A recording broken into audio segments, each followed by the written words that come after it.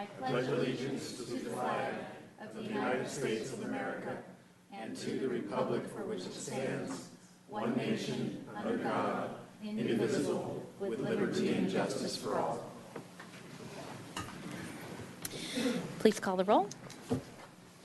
Councilmember Francisco, Hart, here. Hotchkiss, here. Murillo, Here. Rouse, Here. White, Mayor Snyder. Here. Item 1. Employee recognition, service award pins.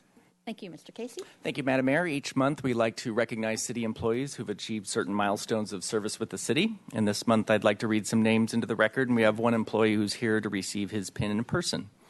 With 5 years of service, Gwendolyn Waggy, Senior Librarian, Youth Services, the Library Department. With 10 years of service, Linda Sumansky, Principal Engineer, Public Works Department. And Brian Reed, Senior Airport Maintenance Worker at the Airport Department. With 15 years of service, Randy Fritz, Street Tree Supervisor, Parks and Recreation Department. With 25 years of service, Jesse Oliver, Police Records Specialist with the Police Department. And Todd Heldorn with the Wastewater Treatment Superintendent, Public Works Department. And with 35 years of service and here to receive his pin in person is Jose Calvillo, Senior Maintenance Worker with the Public Works Department.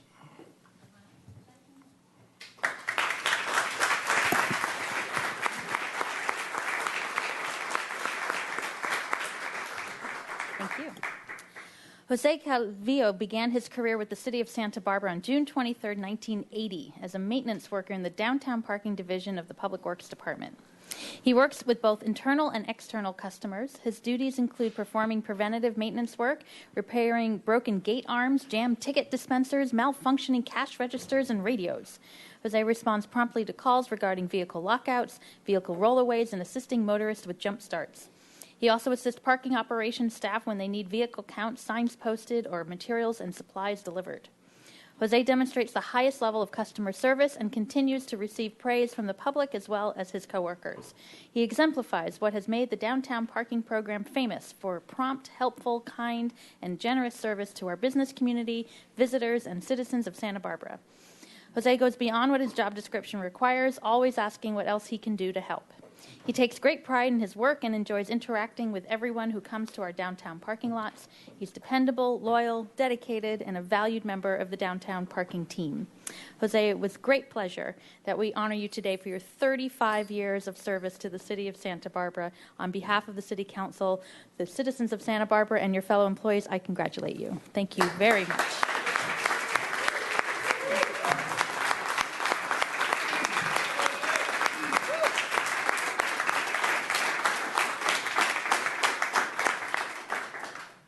All I want to say thank you to all my supervisors, because if it was from them, I would not be here. And thanks for them, I learned a lot of stuff. Thank you. Thank you.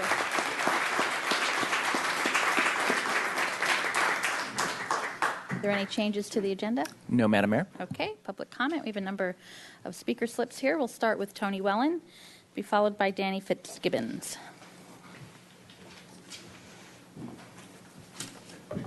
Good afternoon, Madam Mayor, City Council, and the community of Santa Barbara.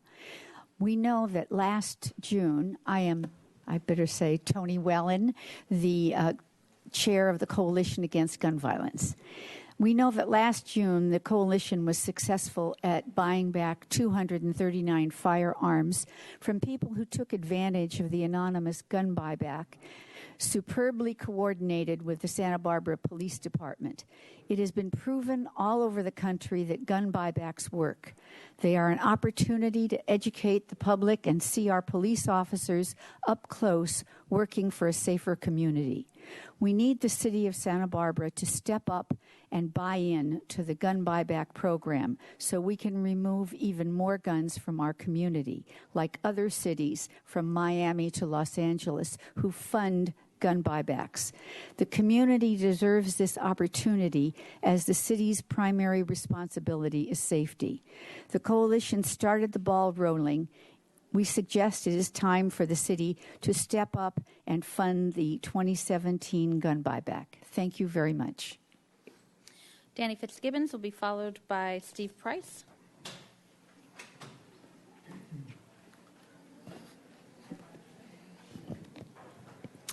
Hi, thank you.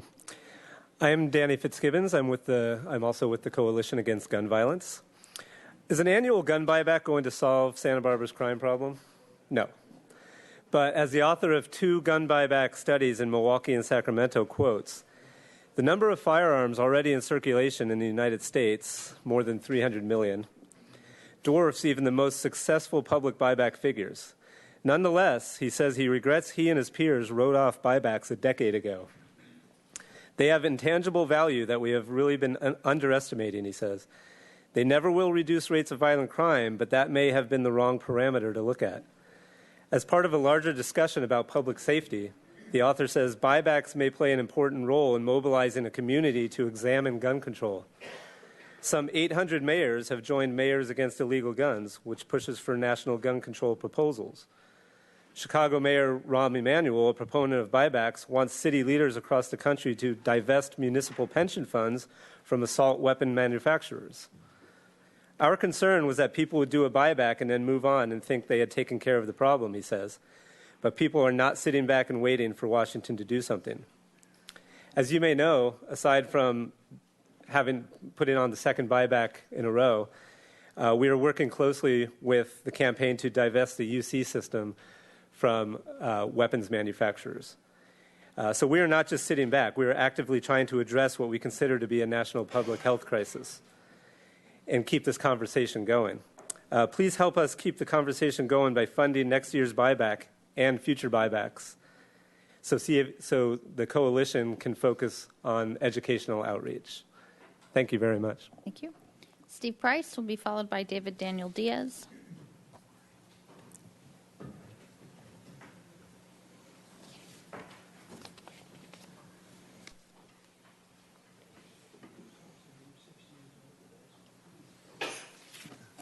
Good afternoon. As an editor for 30 years with ABC and CBS News, I would change it to say that the supervisors are probably still employed because he's worked so hard in Santa Barbara for 35 years. Your Honor, Mayor Snyder, on the cover of today's Santa Barbara Press, Judge Hill has been working diligently to help me get off the street of Santa Barbara. There's a saying, it's time to throw in the towel. Of course, in the 60s, John Densmore, the Doors, we would put towels in the drum. But I don't mean to make light of this situation.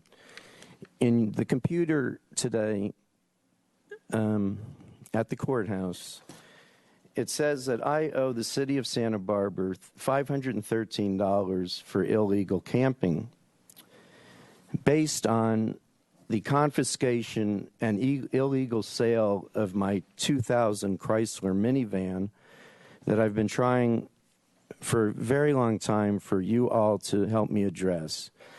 This is an international city. This is, I tried to put an end to it, but to owe the city $513 for a camping violation because the city confiscated my minivan, I don't know what to do next. But on a positive note, because I tried to keep things positive, there was a young woman in Judge Hill's court from the elementary school, Camino Elementary School. And the young woman said to Judge Hill, he said, "What would you like to do when you grow up?" And the young woman in America said, "I want to be President of the United States." Have a great day. David Daniel Diaz will be followed by Amanda Pelch.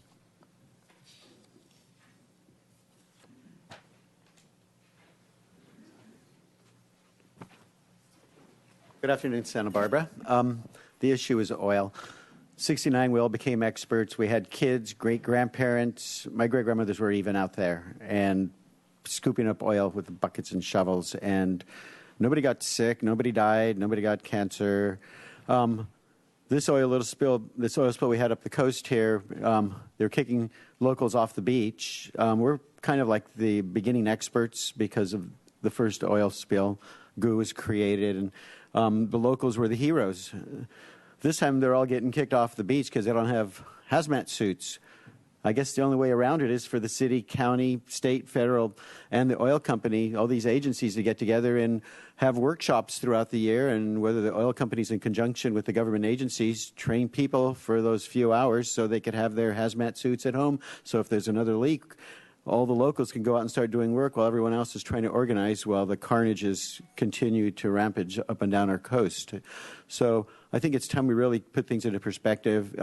We are going to have oil spills, through the history. So I think we should be better prepared and have all entities involved participate in keeping the community involved, because there's a lot of locals who are very upset that they could not just go out there with their kids to teach them what they did when they were young, when they were here. So maybe it's time to unify and create a stronger bond in our community. Thank you very much. Amanda Pelch will be followed by Tom Woodrow.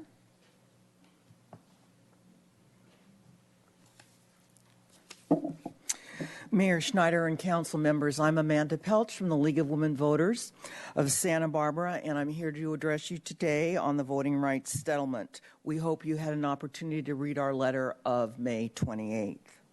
The Election Study Committee of the League of Women Voters of Santa Barbara has been concerned about the secrecy that surrounded the settlement agreement. At the request of the League, we have been meeting regularly since July 14 to understand the lawsuit and the city's responses to it. The League of Women Voters of Santa Barbara member, Shane Stark, is on our committee, and he has provided us with legal analysis and with help on this letter. The League always supports expansion of opportunities for voting and for public participation in the administration of government.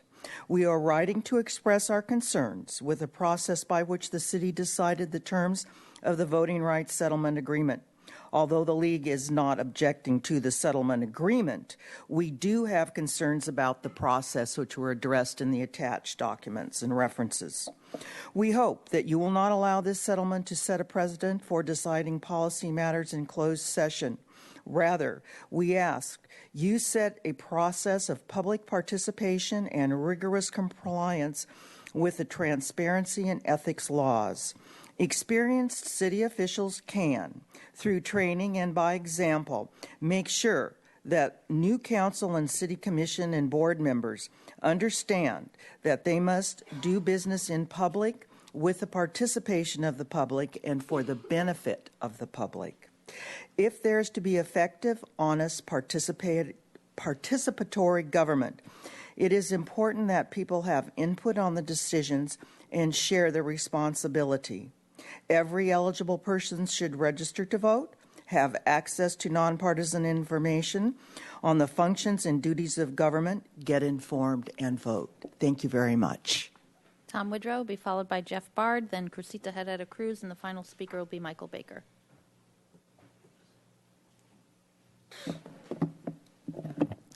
Thank you, Madam Mayor, council members. Regarding yesterday's budget hearing, I just wanted to reiterate that City Watch is in favor of certainly fixing our infrastructure, and that relates to the budget that you were discussing yesterday. It's not that people in our organization don't like government TV. It's fine, but the bottom line is it costs a lot of money. And in order, I think, for you to get a 7-0 vote before you take something to the voters, which I think is critical. I think it needs to be a 7-0 vote in order to put something on the ballot, and have the momentum that you need to get the votes you need, which might end up being a 2/3 majority. The poll done by Godby Group shows that there's a great deal of confidence in what you all do as legislators, as city council members. So bottom line is $300,000 or $400,000 a year is a lot. Other expenses are a lot. Even if you look at, I think Councilmember Francisco brought up solid waste. The question is whether or not our agreement with Marburg could have more efficiency to it. And I think if you claim to be, concerned with fiscal responsibility and you want to go before the voters and ask them for, 20-year commitment for $140 million, it'd be great to get a 7-0 vote and to have all of you certainly have shown the voters that you've done your homework and made some tough choices. Thank you. Jeff Bard. Good afternoon, Madam Mayor and members of council. I'm here to urge Council to consider supporting Senate Bill 277, which will protect our children from measles, pertussis, influenza, and many other childhood illnesses. These are all routine vaccines that have been screened by the world's most competent physicians at our very capable Center for Disease Control. SB 277 passed 25-10 despite vigorous opposition by a lobby backed by the billion-dollar chiropractic industry and the illicit natural foods remedies. They claim cure cancer, et cetera, et cetera. And these people are making billions of dollars selling fake remedies through various quack websites. And that's where the money is coming to oppose SB 277. It's putting our kids in jeopardy. I love Texas. I love Stevie Ray Vaughan. I love Johnny Winter. I love Austin. But I'm not fond of various operations that are based and headquartered in Texas manipulating California politics. In particular, Natural News is a website spewing inane conspiracy theories. Garbage, all of it.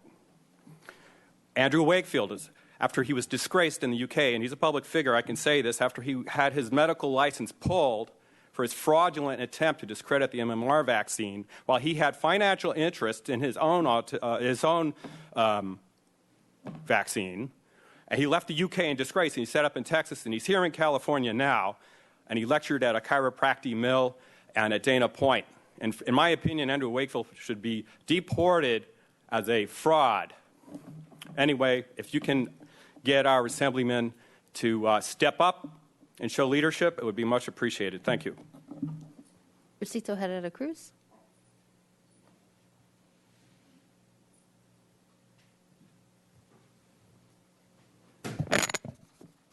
Good afternoon, Mayor Helene Schneider, council members. Buenas tardes a todos, los votantes. I will be an official candidate for this election in my district. So I thank you for obeying the law. I thank the city councilors for obeying the law. I thank Mr. Errol Pierre Coloni for legally acquiescing silently to the law. I think it's important that I concur with the League of Women Voters in the sense of developing transparency and allowing all the information to be relevant to the community. It's city taxpayers' funds. I think that's why my lawyer kicked me out and fired me. I asked too many questions. In the sense, we need an itemization of what costs. We need to see his work product. Never asked. In reflection of how this related to 1969, the No on Fracking, Margaret Leone, Defense Counsel's settlement agreement, which I totally oppose as an ex-plaintiff, because this is wasting taxpayers' funds that could have been resolved legally.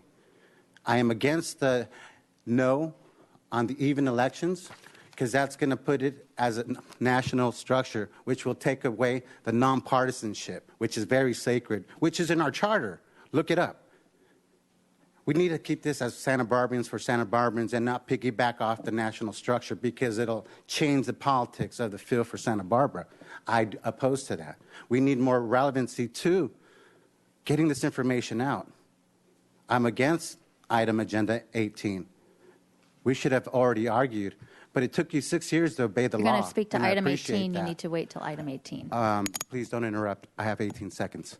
Hopefully you take the leadership on the refusal that we petition our city and council to pressure the supervisors to legally sue this Texas company for their supervisory oversight in their pipeline structures. As an indigenous individual, I'm against Mother Earth destruction. No sainthood for Sierra. El Sera no sanctus. Thank you. Chale con ese vato, Sera. Michael Baker. Good afternoon, Mayor and Council. My name is Michael Baker, CEO for United Boys and Girls Clubs. First and foremost, I want to let you know I did come here last week. There was no council meeting, and I did see your message, and I would have been here. I promise you I would have been here for the meeting the week before, but thank you for the contract extension, and we're doing really good work at the West Side Club, and encourage those of you that haven't been able to get down there, you need to come down and see it. But I did want to do a special thank you to Councilmember Rouse and his wife for having our kids out at the airport this past weekend for Safe Launch. It was an incredible program. Our kids got a lot out of it, and a great opportunity for our kids to actually paint a plane, a really unique experience, and paint their dreams on a plane. And we just want to thank you for making that happen. It's a wonderful opportunity, and it's a program that hopefully will live long and prosper, for lack of a better terminology. But again, I want to thank each and every one of you for your continued support and encourage you to come down and see the wonderful things that are happening at the West Side Club. And that's something that's happening on a daily basis. So thank you all very much. Okay, that concludes public comment. Move on to the consent calendar. There are a number of items to read. Item number 3, adoption of recreational vehicle parking and temporary recreational vehicle ordinances, recommending that council adopt by reading of title only the following ordinances. An ordinance of the Council of the City of Santa Barbara to amend Section 10.44.205 of the Santa Barbara Municipal Code pertaining to the parking of recreational vehicles and definition of excessive numbers of such vehicles. And ordinance and item number B, an ordinance of the Council of the City of Santa Barbara to amend sections 15.16.060 and 15.16.080 of the Santa Barbara Municipal Code to delete temporary recreational vehicles from the prohibition on sleeping, human habitation, and camping in recreational vehicles in certain areas. Item number 4, adoption of ordinances for proposal to change the system for assignment of mooring permits in the East Beach mooring area from a lottery system to a first-come, first-served system, recommending that council adopt by reading of title only an ordinance of the Council of the City of Santa Barbara, amending the municipal code by amending section 17.20.255C of chapter 17.20 of title 17 pertaining to the Santa Barbara mooring area in the waterfront. Item number 5, adoption of ordinance for prohibition of unauthorized traffic signs, recommending that council adopt by reading of title only an ordinance of the Council of the City of Santa Barbara amending chapter 10.12 of the municipal code by amending section 10.12.170, displaying of unauthorized signs prohibited nuisance. Item number 6, adoption of ordinance bus stop changes, recommending that council adopt by reading of title only an ordinance of the Council of the City of Santa Barbara amending Chapter 10.48 of the Municipal Code by amending Section 10.48.090, bus zones to be established. Item number 7, adoption of ordinance for curb marking for parking regulations, recommending that council adopt by reading of title only an ordinance of the Council of the City of Santa Barbara amending Chapter 10.48 of the Municipal Code by amending Section 10.48.040, curb markings to indicate parking regulations, authority of transportation engineer. Item number 8, adoption of ordinance establishing citation authority for community service officers, recommending that council adopt by reading of title only an ordinance of the Council of the City of Santa Barbara amending Chapter 1.20 of Title I of the Santa Barbara Municipal Code by adding and adopting Section 1.20.060, establishing citation authority for the community service officer classification. Item number 9, resolution adopting findings regarding an appeal of a decision by the Single Family Design Board for a project located at 2405 State Street, recommending that council adopt by reading of title only a resolution of the Council of the City of Santa Barbara denying the appeal and upholding the decision of the Single Family Design Board to grant project design approval and final approvement for a proposed single-family residence at 2405 State Street.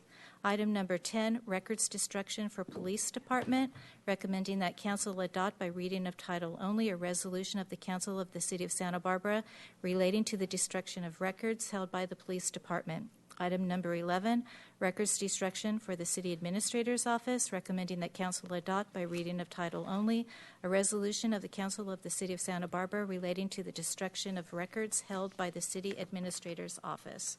Item number 13, introduction of ordinance for amendment to airline terminal solar photovoltaic power purchase agreement for solar project at 500 Fowler Road, recommending that council introduce and subsequently adopt by reading of title only an ordinance of the Council of the City of Santa Barbara authorizing the airport director to execute a First Amendment to the power purchase agreement between the City of Santa Barbara and Sun Edison Origin 3 LLC to amend the site description to reduce the expected annual output of the system and reduce the energy purchase rate for energy delivered. Phew. Okay. Thank you, Deborah. We have without further objection, we'll waive further reading. We have a speaker slip for item 3. We have a request to pull item 14. And do you have a number? 12 and 13. 12 and 13. Okay, so why don't we go in order? Madam Mayor, I need to vote separately on 3. Votes. Okay, well, we're going to move. We have a speaker slip on 3. Why don't we start there? That's the RV ordinance piece. Mr. Woodrow?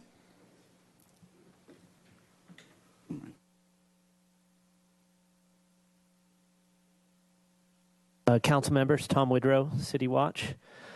Regarding item number 3, I know I chimed in last time you had it on your agenda, but now it looked like it's coming to fruition today with the final vote.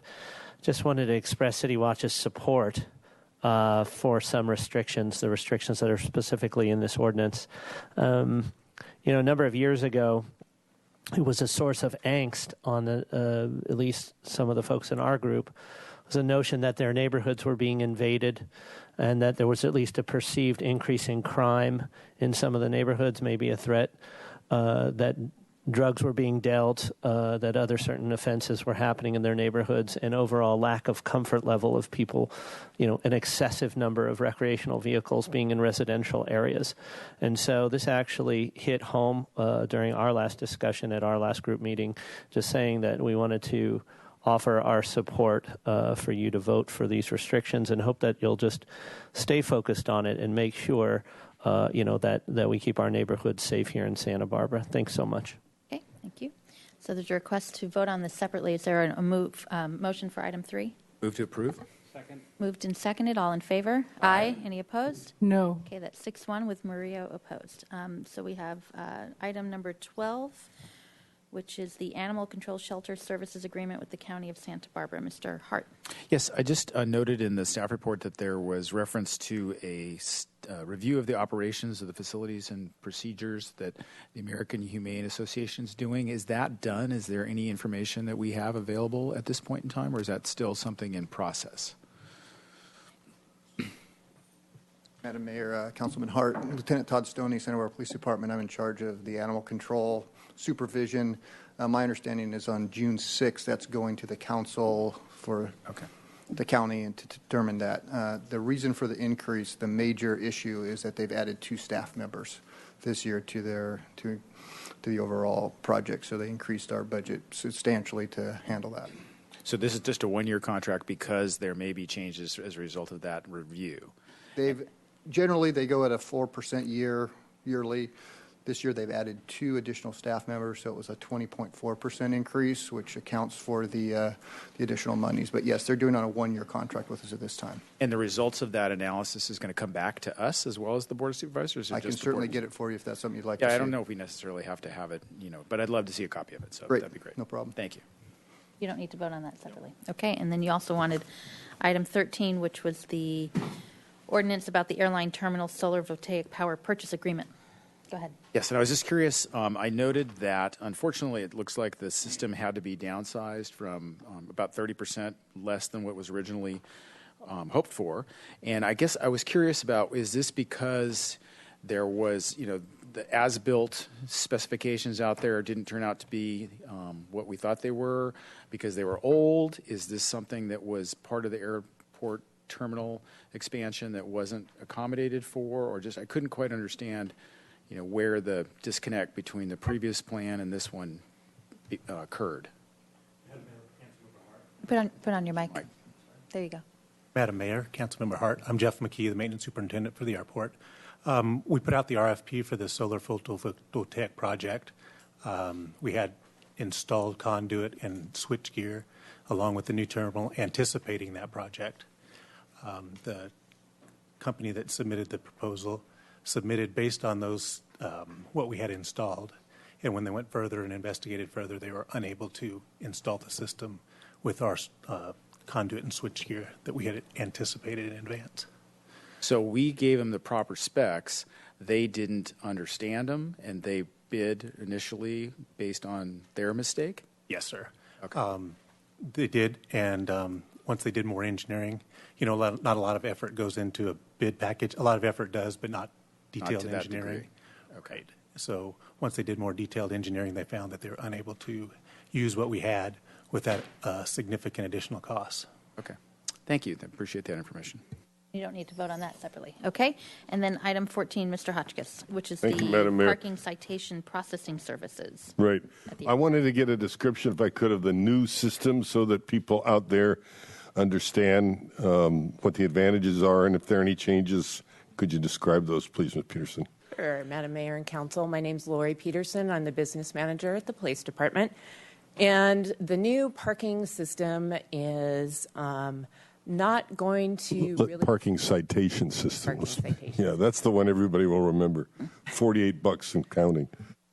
The new system doesn't change how the customer is able to pay. The citations will be issued. They'll look very similar to what they already receive. There will be the additional service of being able to make an on phone payment, but they'll continue to be able to pay online. They'll be able to submit review requests online, which is something that we don't have at this point.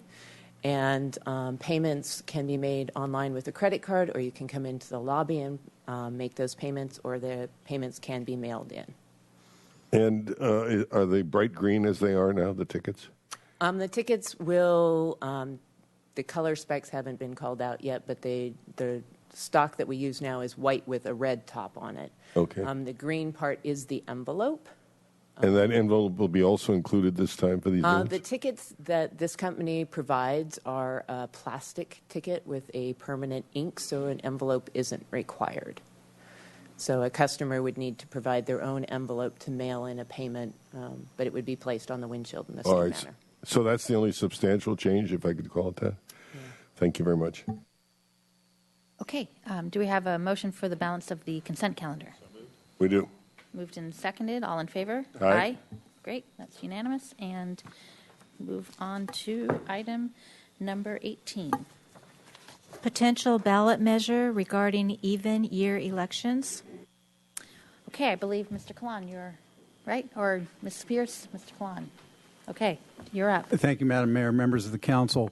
2 weeks ago on May 19th, you asked that we look at the range of options council might have if it wished to place a ballot measure on the ballot this fall to amend the charter in order to allow for even year elections.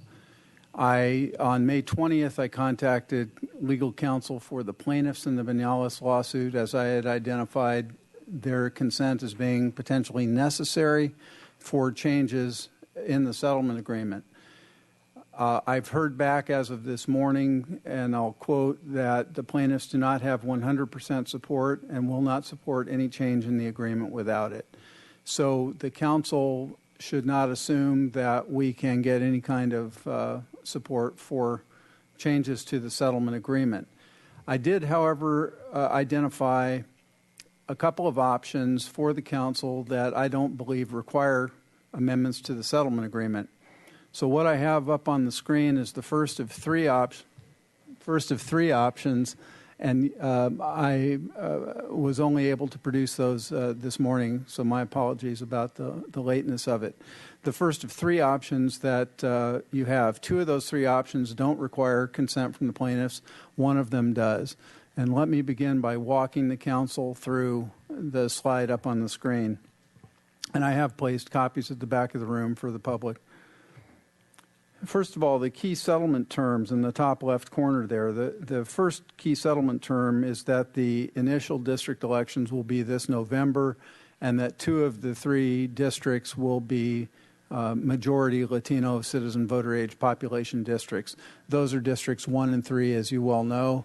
Council has already given tentative direction that it would be inclined to have District 2 be the third of those districts. So I'll refer to Districts 1, 2, and 3 as the November 2015 districts. We don't need the plaintiff's consent, therefore, to have districts 1, 2, and 3 on the November 15 ballot. We already have that.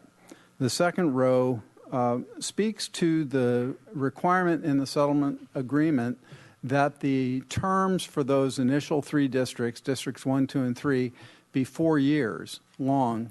And that's important because it affects the council's ability to lengthen or shorten terms potentially. The settlement agreement, though, on closer analysis, goes on to provide that the terms need to be 4 years and until their successors are qualified. That's a phrase of art that we used to indicate that a longer term could be allowed without consent of the plaintiffs. So without the plaintiff's consent, the council could propose a charter amendment using 1-year, 5-year terms for districts 1, 2, and 3. That would push the next election out to 2020 for districts 1, 2, and 3, thereby getting you to an even year cycle. You'll notice up at the top of the slide, and I should have mentioned this earlier, that this is, I term this intermediate implementation. That's a reference to time. Of the 3 options, I have the fastest implementation, the longest implementation. This is the middle in terms of timing and would have the districts 1, 2, and 3 up in 2020. Likewise, for districts 4, 5, and 6, the settlement agreement requires an election in November 2017. So after the November 2015 election, we would go ahead and still have to have an election in November 2017. Those terms could be amended by charter amendment to be 5-year terms as well. That would put districts 4, 5, and 6 on a cycle to be reelected in the even year of 2022. So we're out to 2020 and 2022 without the plaintiff's consent, and we get there by extending terms to 5 years in the 2015 and 2017 election cycles. The next major point to be made from this slide is the impacts on the mayor's seat. There was some council discussion. I don't mean to presume your policy choice, but there was some council discussion about wanting to synchronize the mayor's election with the presidential election. We have presidential elections, of course, in 2016 and 2020. So there are 2 ways to synchronize the mayor's election with the presidential election. The first would be to reduce the current mayor's term to have an election in 2016 for a 4-year term ending in 2020. The second would be not to affect the existing mayor's term and instead in 2017, along with districts 4, 5, and 6, have the mayor's term be 3 years. That would result in a 2020 presidential election that would include the mayor along with districts 1, 2, and 3. So the other effect of this proposal would be to synchronize the mayor's election with the 2 Latino citizen voting age population majority districts. Long story short, this is the 5-year extension proposal, and it gets you there in 2020 and 2022. Next slide, Paul. Madam Mayor, I think they've run out of copies of it in the back. Are there more? Oh, okay. Okay, thanks. All right, thank you. The next slide, option 2, requires the plaintiff's consent, and it's the earliest you could possibly implement a change to even year elections as far as I can imagine it. And again, districts 1, 2, and 3 would be up for election in 2015. However, you would propose a charter amendment to reduce those terms to 3 years. That is contrary to the settlement agreement, which specifies 4-year terms and until successors are qualified. So in essence, the settlement agreement allows you to extend a term, but it doesn't allow you to shorten a term. So you would need the consent of the plaintiffs to propose a charter amendment that would shorten the 2015 terms. If you did shorten them, you'd have districts 1, 2, and 3 up for election again in 2018. So that would be 2 years earlier than the intermediate proposal I outlined in option 1. Districts 4, 5, and 6 would likewise be affected by proposing a charter amendment to have those elections in 2016.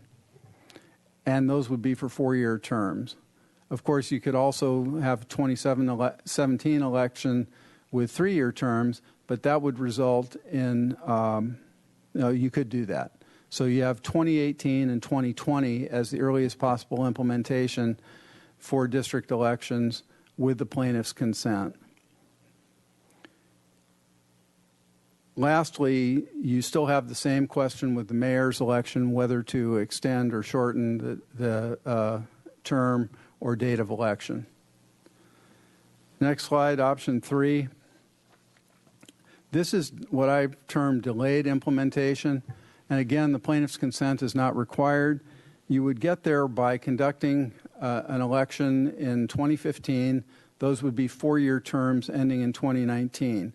That complies with the settlement agreement. You would amend the charter to shorten the next term for districts 1, 2, and 3 from 2019 to 2022, 3 years. Likewise, for districts 4, 5, and 6, they would be 4-year terms in 2017, running to 2021, but you would shorten the next term for districts 4, 5, and 6 from 4 years to 3 years, so that they would come due in 2024. Again, you have the same issue with the mayor.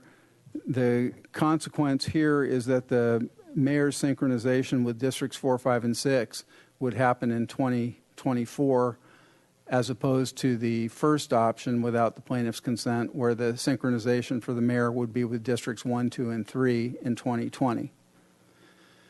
Now, that's a mouthful, I know, and I've gone through it quickly. So the second handout at your places is a table or matrix that lines up all 3 options side by side so that you can look at them and digest them. In summary, you have 2 paths that you could follow without needing to seek the consent of the plaintiffs. That's my opinion. I haven't conferred with them to determine whether they disagree, but I feel fairly confident that the language, and until their successors are qualified, would allow you to extend a 4-year term by a year. So the 2 options that don't require the plaintiff's consent would either allow implementation in 2020 and 2022, or in 2022 and 2024, final implementation of even-year elections. And those are the delayed and intermediate implementation. To get there any faster, you need the plaintiff's consent. So I'd be happy to answer questions, or council can begin its deliberation and discussion. Questions? Mr. Rouse?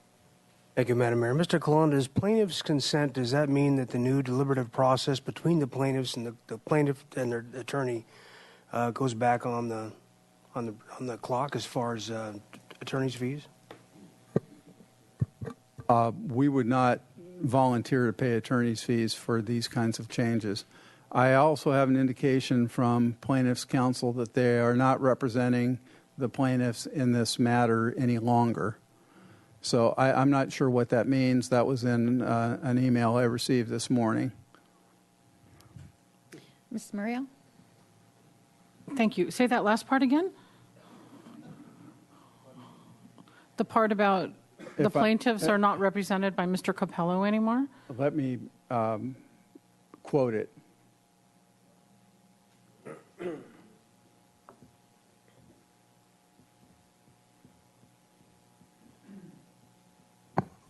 The quote is from plaintiff's counsel: "Please note that we do not represent anyone in this."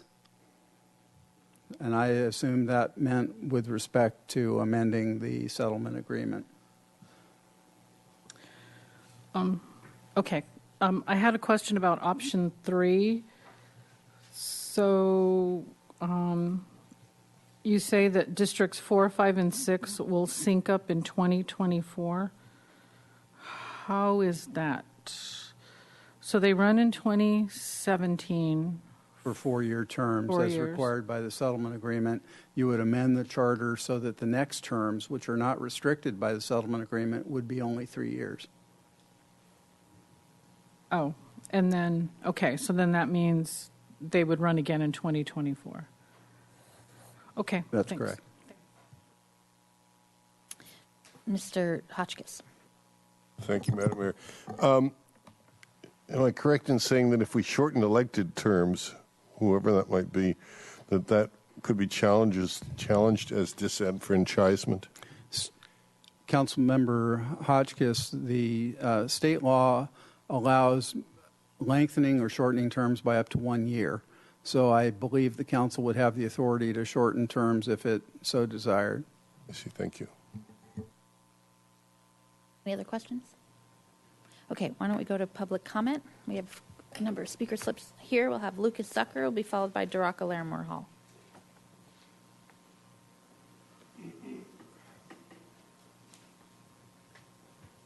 Good afternoon, Mayor Schneider, members of the council. My name is Lucas Zucker with Cause. Thank you, City Attorney Colon, for clarifying this issue and laying out different options and the ramifications on the settlement this council agreed to.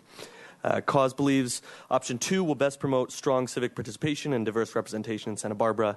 With an open presidential election, November 2016 will have higher voter participation among all segments of the city than we are likely to see for many years.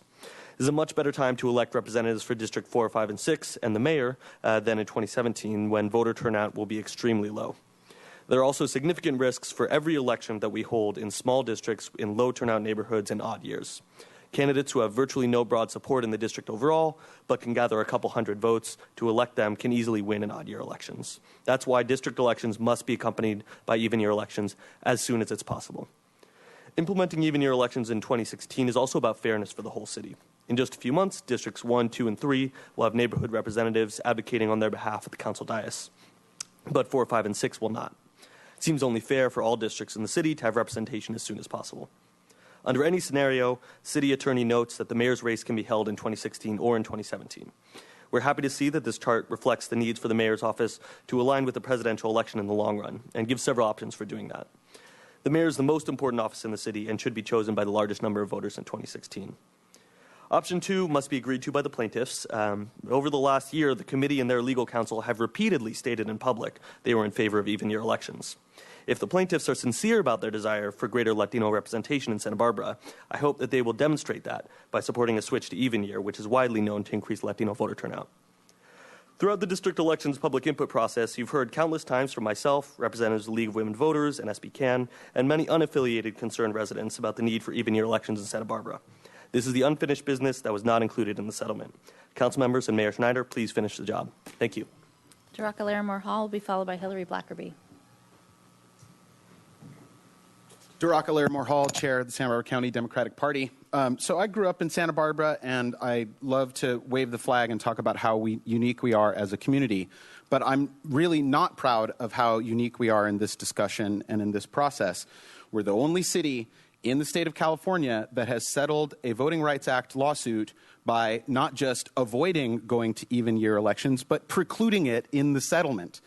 And so now here we are stuck between a bunch of individual people, actually a small group of individual people's self-interest in terms of how we schedule elections. And I'll be frank about this.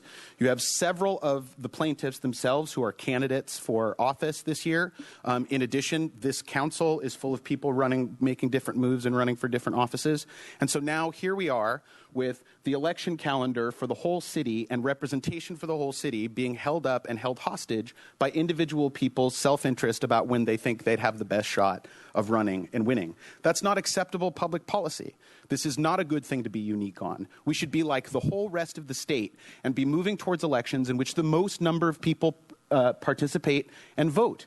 We stand here once again as a party saying what we've been saying for a decade now, which is that any argument that starts with it's better to have fewer people vote is an anti-democratic argument and should not even be part of the discussion. Mayor and Council, I urge you to stand up, to look beyond your own self-interest, to continue working with the plaintiffs, to move them, to engage other people in the community to move them, so that a small group of people looking at their own best interests doesn't dictate having fewer people represented on our city council. Thank you. Hillary Blackerby will be followed by Crucito Herrera Cruz. Hi, Mayor and Council. Hillary Blackerby here on my own behalf, city voter. It's interesting to hear that we've checked with the plaintiff's attorney and they're not okay with it, but he's not their attorney anymore. So I would ask for you to kind of investigate that a little further. If you got to go make 4 phone calls, then make 4 phone calls to see how they feel if they're not represented by council anymore. So that's kind of the first red flag for me. 2, I've wanted even year elections in Santa Barbara since I, came to the area. It makes sense. That's the way the state's moving. And, to me, I think mayor should line up, no matter what happens with the council seats, mayor should line up with presidential. It's now with district elections, the only chance city voters get to vote the one at-large person we have left. And it's really important that the most people have their voice heard. So I really want you to be good and deliberative about this, do the right thing, make the right move, and, make sure you really have it cleared that the 4 plaintiffs aren't for this, and figure out what we can do to move forward. Thanks. Crucito Herrera Cruz will be followed by Sebastian Aldana, and then Bonnie Raisin, and then the final speaker will be Susan Shank. Thank you, Mayor. I'm totally against the settlement options, 1, 2, and 3. This is like a new negotiation. It's a slap in the face to all the plaintiffs and the people that we try to represent. This is about including everybody. It's not about turning it into even years, but to keeping it into a same voting pattern with the county. Let the county officiate the election process. Let them have polling places. Let them do voter registration outreach under Section 203 of the Federal Voting Rights Act. Let them be cognizant of Section 2 of the Federal Voting Rights Act. I think that's why I was fired by my attorney.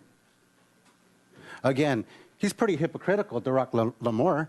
You are all the beneficiaries of his Democratic Party, keeping it political. We should be Santa Barbarians. He's hypocritical in his position as it's not going to benefit anybody. What it's going to benefit is the community, because it's going to be raised through community representation and votes. All you who are party allegiance of the Democratic Party, he's hypocritical. Again, at the same time, these options are not good. We should have talked about this. Now all of a sudden you want to put an election on a ballot, and it was never talked about? Very efficient, I say. Where's the leadership and where's the true transparency in our discussion? Dale Francisco, I had a rebuttal. You care to talk about and articulate your positions in Newshawk after the case is settled. Man, that's poor leadership, I think. You should have said something at the previous fall meeting, which you were absent. You should have said something when it was on the agenda item, which you were absent. All you were absent in the discussion. Where's the reports? Expert reports. We paid for this. We paid so much money. ¿Dónde está la feria? ¿Dónde están los reportes? Ay, Chihuahua.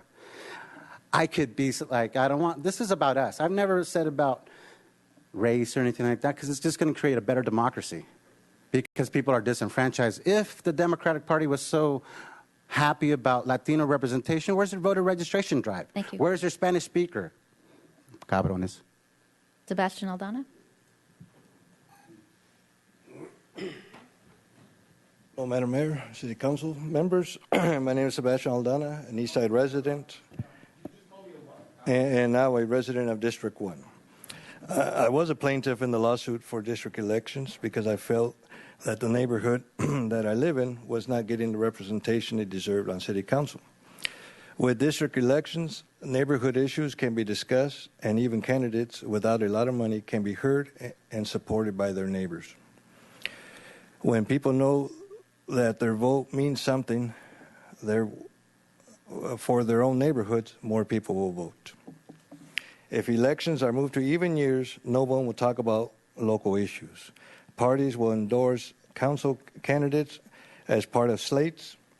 They'll spend a lot of money to support those slates, and neighborhood candidates supporting local issues won't even be heard. We will lose the neighborhood focus that we won with district elections. When I ran in 2011, one of the questions asked at various debates was, how do we keep Santa Barbara Santa Barbara? One way is to keep Santa Barbara voting issues separate from state and presidential races. Even year elections were voted on and denied by voters 8 years ago. Another even year election will divide the community and drown out neighborhood issues in the very first election with district elections. Please leave our district elections in odd years. Give the new system a chance to work as agreed. Thank you. Bonnie Raisin.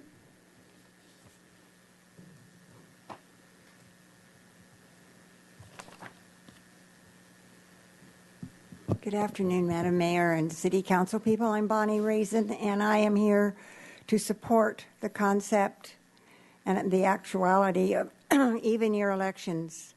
They will be efficient and cost-saving, and with single-member districting, I believe issues and candidate awareness, both national, state, and local, will increase, and those running for city office can and should generate enthusiasm to get out the vote,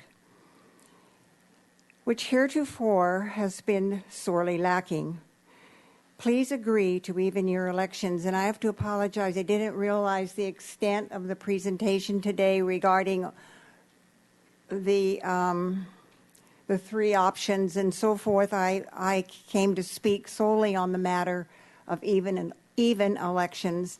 And while I'm here, I want to say again that with even year elections, it would be wonderful to go back to the ballot box to vote rather than vote by mail. I think that alone would increase neighborhood affiliation and more reciprocity. Thank you. Susan Shank.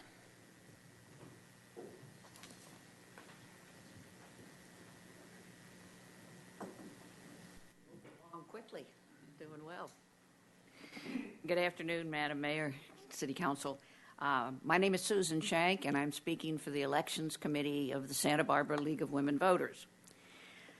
One thing that we've learned in attending meetings on this district versus at-large issue, as well as even and odd, is that there's a real public groundswell in favor of even-year elections, simply because so many more people turn out in those years. Recent analysis confirms that fact. The League has always been anxious to see as many people as possible exercise their franchise. That's one of the basic missions of the League of Women Voters, why we were formed 95 years ago.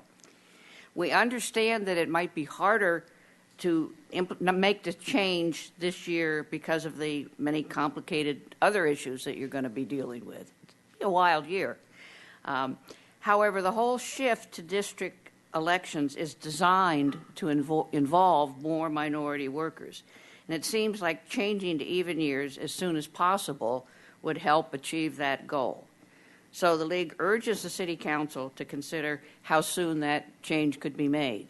Based on Mr. Colon's options, I think the League would lean towards option 2. And also, I wonder if anybody has discussed with the plaintiffs or any of the candidates for this fall's election the possibility of losing a year in their terms, going to 3-year terms, and then re-elections in 2018. There's a simplicity to that that appeals to me. Thank you. Okay, that concludes public comment. Rio. Thank you. Can I ask a question of Mr. Colon about option 2? So if we were to go for that and we don't have the plaintiff's consent, does that mean that we are violating the settlement agreement? And what happens if we do that?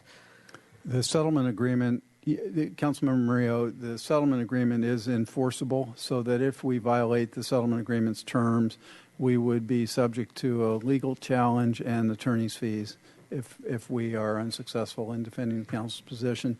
I cannot advise you that reducing terms to 3 years would be consistent with the settlement agreement.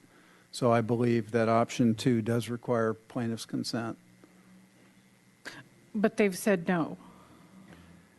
They've said that they don't have 100% support for the change. And their attorney has said we're not representing the plaintiffs on this matter. Okay, but we don't want to take the risk of doing this and then having him come back at us, even though he's not representing them anymore, kind of. Madam Mayor, Councilman Murillo, that risk is the council's choice to take, not mine. I wouldn't advise it, though. Thank you. Mr. Francisco? Thank you, Madam Mayor.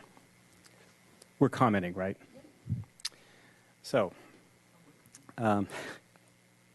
it's clear that the plaintiffs aren't going to go along with this. All it takes is one of them not to go along with it, and it's not going to happen. So option 2 is completely out. And I believe, as I believed the last time this came up for election, and the last time the voters in Santa Barbara, back in the good old days when all of the people in the city could vote in an election, I agree with the voters from last time that odd-year elections for our city are superior, and the reason is obvious. It allows people to actually focus on the issues that affect Santa Barbara. That's what a local election should be about. I have to say, I mean, this is a very, very interesting topic and a very interesting hearing, and it's charming to hear about the virtues of altruism from the head of the County Democratic Party. This has been a goal of the Democratic Party in Santa Barbara forever, and the reason is obvious. Student turnout in presidential years is much greater than it is in non-presidential years, and students in their youth are largely Democrats. So that's what this is about. And odd-year elections are the best for the city. There's no question about that. The last time the voters spoke about this, back in 2007, that initiative to switch to even-year elections lost 57-43. That's what the people of this city believed then. I'm pretty sure they believe the same thing today.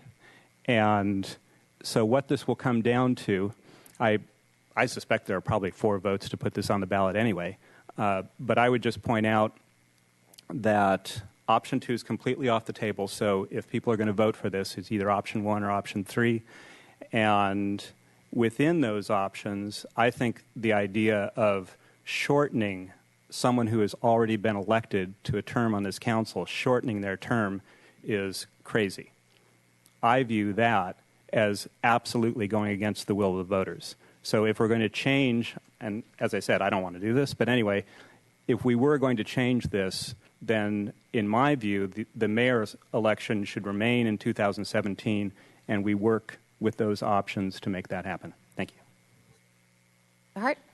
Well, I think just directly to Councilmember Fresco's point about what the voters did in the past, the voters also voted against district elections in the past, and because of a lawsuit, and they would again today if they had a choice. Well, and I think that's exactly the point, is that the circumstances have changed on the voters, and now we have to change the circumstances to benefit the voters.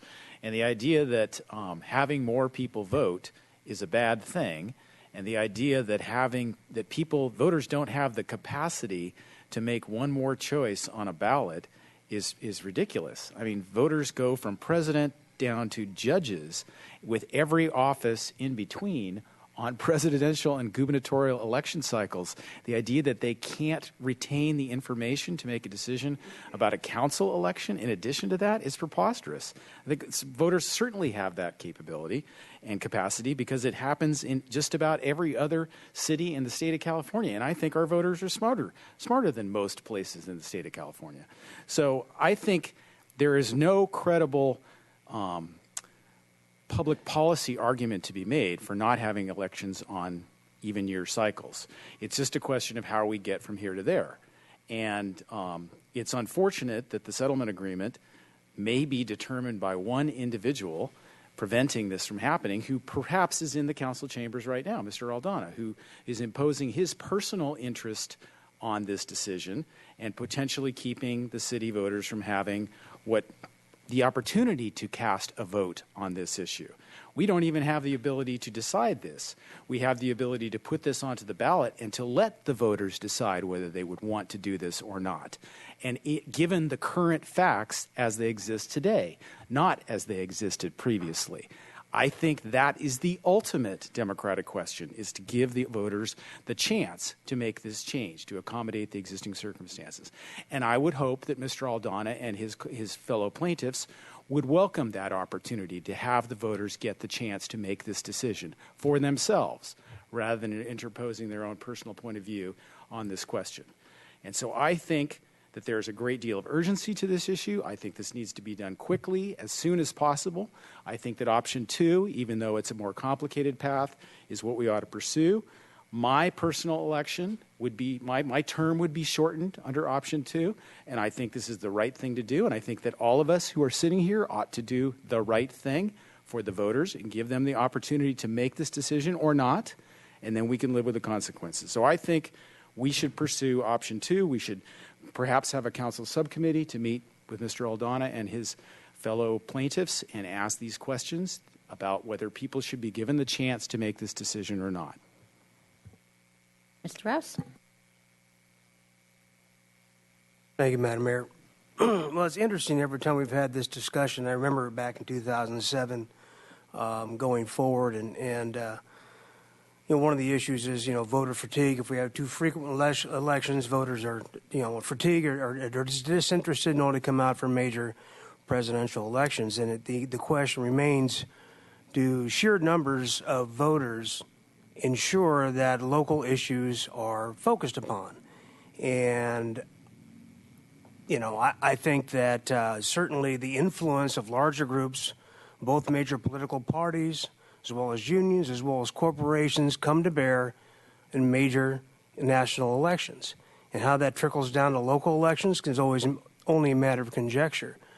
But what I think is clear is that in these odd years, even if the numbers are smaller, and they're certainly smaller between even your non-presidential elections than they are in presidential elections as well, the people that come down to vote on those local elections are targeted, they're focused, and they're ready to decide things for their city. And this is why you'll see and you'll see these huge amount of financial bonds that are city, state, and national going on these major years, and you'll see smaller issues going on other years. It's about focus, it's about attention, it's about what we're doing. I have to say to Mr. Hart's comment about, the plaintiffs doing what is the will of the voters. Well, we just did not do that. We just got this rammed down our throats through a court action or a settlement that we made to avoid a larger court action. So it's not about the will of voters here. It never was. We offered, to say, let's talk about putting district elections on the ballot, and that was rejected. So the will of the voters is not in the interest of the plaintiffs. But I do agree with Mr. Aldana's point that the neighborhoods and the people in Santa Barbara need to have the focus and not be overrun by larger issues that tend to be the fodder of larger parties and larger interests. To game the system once again, which is all we seem to be trying to manipulate every election so that we get the proper result, whatever that is. And it's if it doesn't come out this next time, there'll be a new set of goalposts for the subsequent one. I'm sure of that. And because we're in California, we seem to do that a lot. I do think that we did speak recently, 8 years ago, to this same issue. The voters did not want to extend the terms of that particular council just to get to an even year. I don't know if that was the main issue, but that was one of the issues.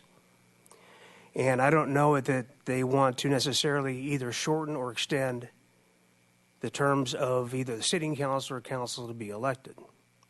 So I think that going forward with this, like Mr. Francisco said, I think there's probably 4 votes up here. But I disagree with it on principle, and I disagree with the intent. I know this is supposed to be a nonpartisan seat, and I think the move in front of us is tremendously partisan. So I will not be supporting the motion. Mr. Hotchkiss. Thank you, Madam Mayor. Well, Mr. Rouse hit the nail on the head of that last comment, because here's the ballot for 2013, one sheet. Here's the ballot for 2012, 2 sheets. People were asked to, given 32 choices on 20 questions. Here they're given 13 choices on 5 questions. On the shorter ballot, not once does it say Green Party or Republican or Democrat. It's just talking about people from Santa Barbara. That's the way we should focus. I understand why the Democratic Party would want to move it. They think it will be a political advantage. My hope is that we keep politics out of this. I've never addressed the mayor as a member of another party, and I won't. She's the mayor, period.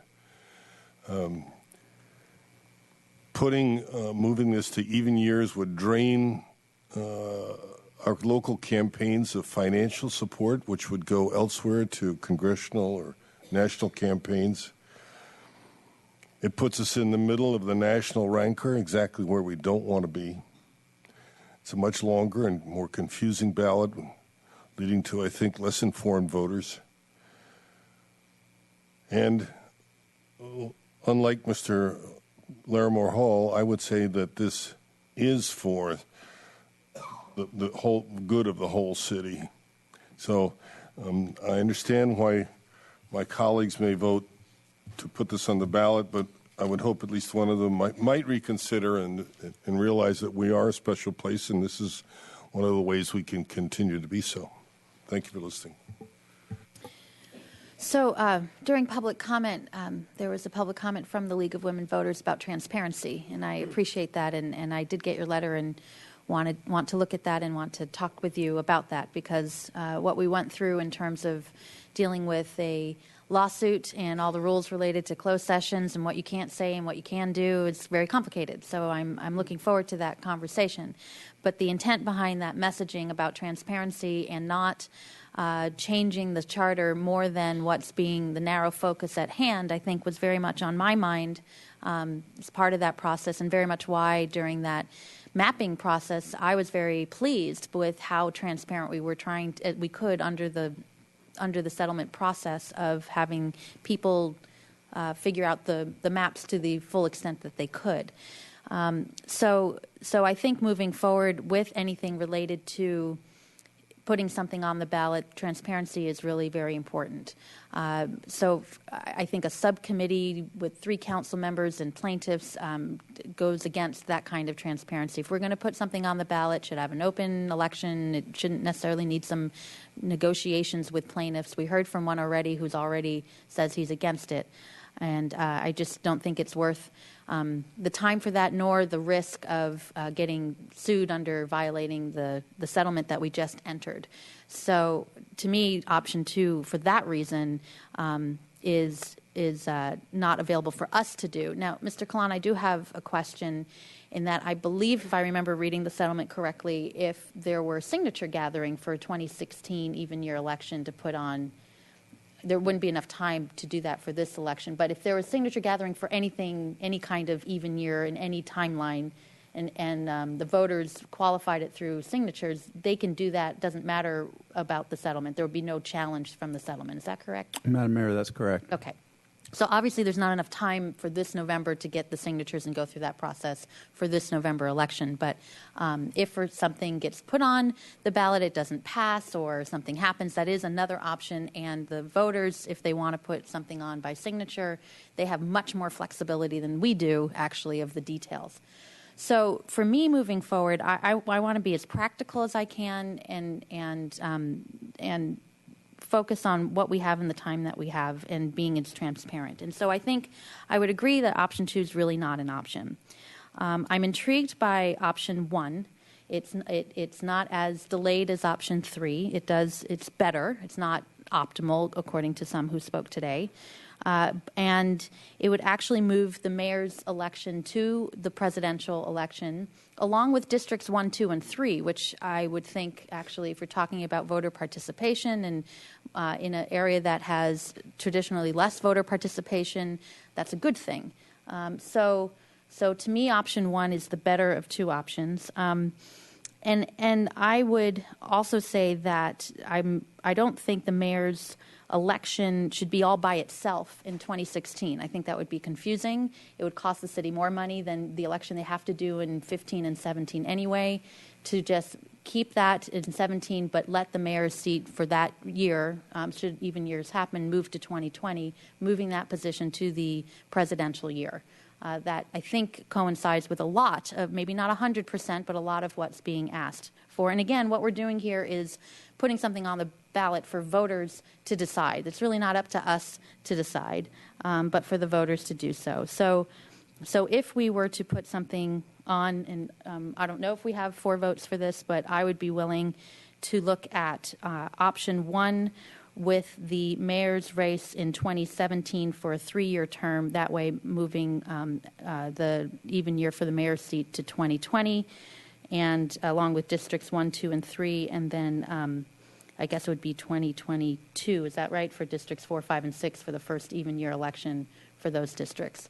I think that does as much as we can, given all the complexities that we have with the settlement, with transparency, with letting the voters decide on something. And if it doesn't pass and there's another option out there, the voters, a group could put something on the 2016 ballot right then and there if it doesn't pass this year. But that, if we want something for November 2015, I'm happy to do that, and I think the voters should have the opportunity to make that decision.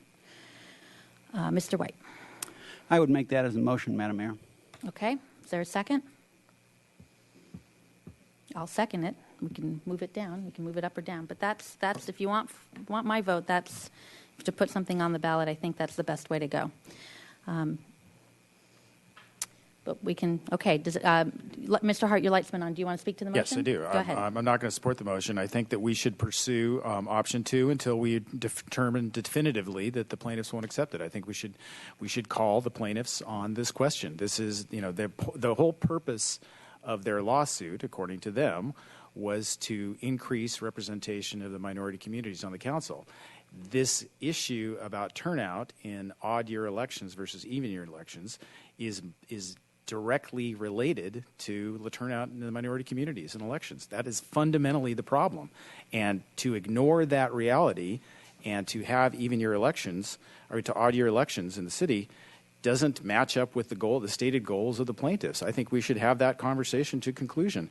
In terms of folks who are I think, still confused about what even year elections mean, it isn't just state and federal offices that are up for election on even years. Water board elections are up for election on even years. School board elections in very small school districts, like the Cold Springs School District that probably has 400 or 500 voters. The sanitary districts in Carpinteria and in Goleta have their elections on even years. We're the only election that's on odd years. That, to me, says something about what are we trying to do in gaming the system to make sure that our elections are in the lowest turnout cycles possible. That is screaming for a solution that we need to put in front of the voters for them to look at, particularly in the context of new district elections. It's one thing, I can almost see the argument that people have made in the past about needing to have council elections on odd years when all the voters in the city voted at the same time. Now we have this new system where we have districts that have potentially very low turnout, and to have that stand any longer is just screaming for a solution. So I think option 2 presents the fastest path to get the most voters voting in the most elections quickest. And until we hear definitively from the plaintiffs that that's not acceptable, I think we should pursue that. And I think we should ask the city attorney to reach out directly to the 4. There's only 4 people we're talking about here. Reach out directly to those 4 people and find out specifically whether they would support putting this on the ballot to have this happen as soon as possible. That's what I'm going to be voting for. Ms. Maria? Thank you, Madam Mayor. My issue today is one of process, that these options were only released this very day, and we may be transparent to the people in this room, but certainly not to the rest of the community in the neighborhoods. The League of Women Voters, I attended one of your lunch meetings, and there was just so much excitement for even year.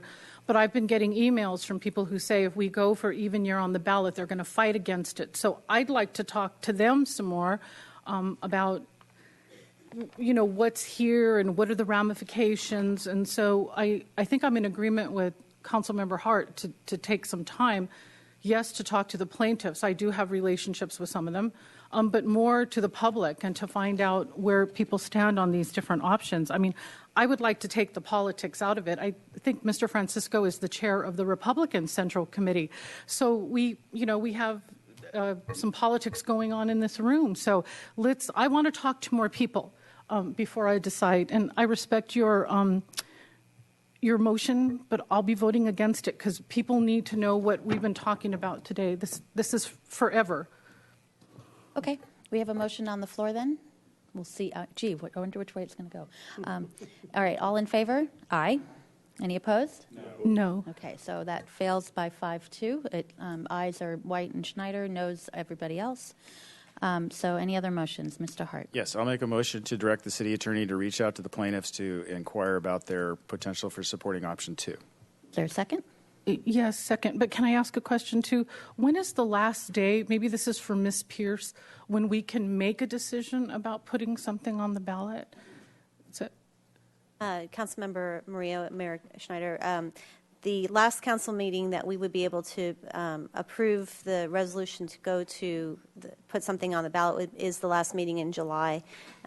So we would need to move quickly if we're going to be. So we have the month of June then to do some research and so I'm sorry, what part of July?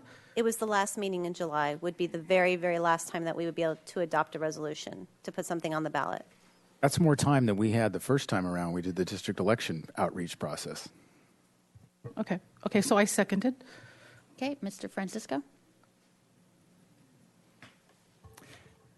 Thank you, Madam Mayor.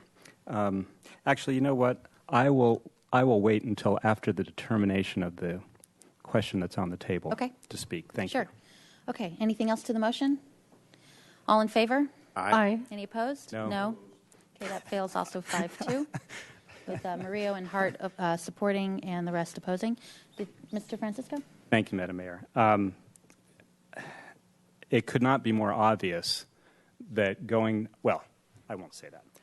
I don't think that it makes sense to try to argue this out with the plaintiffs. We've already heard from one of them, whom I happen to agree with, that he is not in favor of even year elections. I don't see any point in discussing this any further.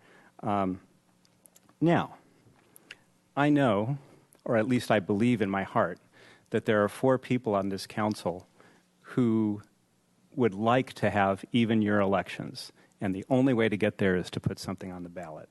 And so one way or the other, I think that will probably come about. But I would be willing to support option 3 with the mayor in 2017, if that changes anybody's calculations. Now, I will preface that by saying I will work vigorously to defeat it if it's on the ballot, but that's an option that I would support. Any other comments? We're going to close the item. Okay, I don't see any other comments. I don't see anyone making any motions, so I think we are done with this item for today. With that, we will move on to item number 19. Introduction of ordinance approving a joint powers agreement for wastewater treatment in the Mission Canyon area, recommending that council introduce and subsequently adopt by reading of title only an ordinance of the Council of the City of Santa Barbara approving the 2015 joint powers agreement for wastewater collection, treatment, and disposal for County Service Area 12 in the Mission Hills Canyon area between the County of Santa Barbara and the City of Santa Barbara. Okay, Mr. Toth.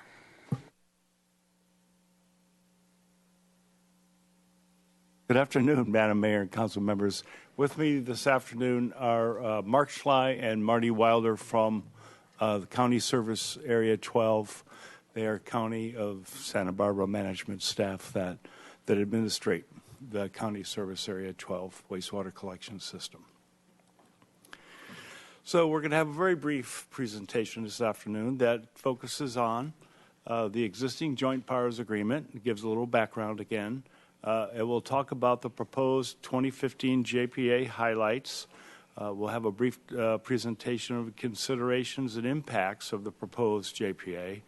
The county will give its presentation on Mission Canyon area residents and how the JPA benefits them. And then we'll have a summary of the presentation. So the existing JPA was approved by our city council in 1984. And it authorized CSA 12 wastewater collection system connections to the City of Santa Barbara's wastewater system, both for transport, treatment, and disposal of Mission Canyon area resident sewage. It established the joint powers agreement that exists, established procedures and practices for administrating that wastewater collection system. That is, it established Mission Canyon area properties buy-in payments and how they would be made to connect to the city sewer system, how the customers would pay the county, and the county then transferred those payments on a semi-annual basis to the city. It provided for collection system maintenance services to be provided by the city, and it also had various contract terms and provisions that were important to implement that JPA. The proposed JPA transfers that whole billing process directly between the county residents and the City of Santa Barbara, so that those residents would be billed directly by the city water billing processes. And so it replaces a lot of things, the dwelling-based cost calculation that's currently used to calculate how much the county pays the city for wastewater collection and treatment processes. And then also no additional staffing processes would be required other than the routine city billing process for Mission Canyon residents. So there'd be cost savings both to county staff and to city staff in performing that calculated work. It eliminates city-provided maintenance services and related county payments for those services, and it updates the various JPA terms and conditions and removes extraneous language, mostly language that was relevant back in the 1983 time period when that first JPA was put into play. Other considerations are that the city wastewater revenue fund will likely decrease a little, since the city no longer will be performing routine maintenance services for the 11 miles of sewer main in the county Mission Canyon area.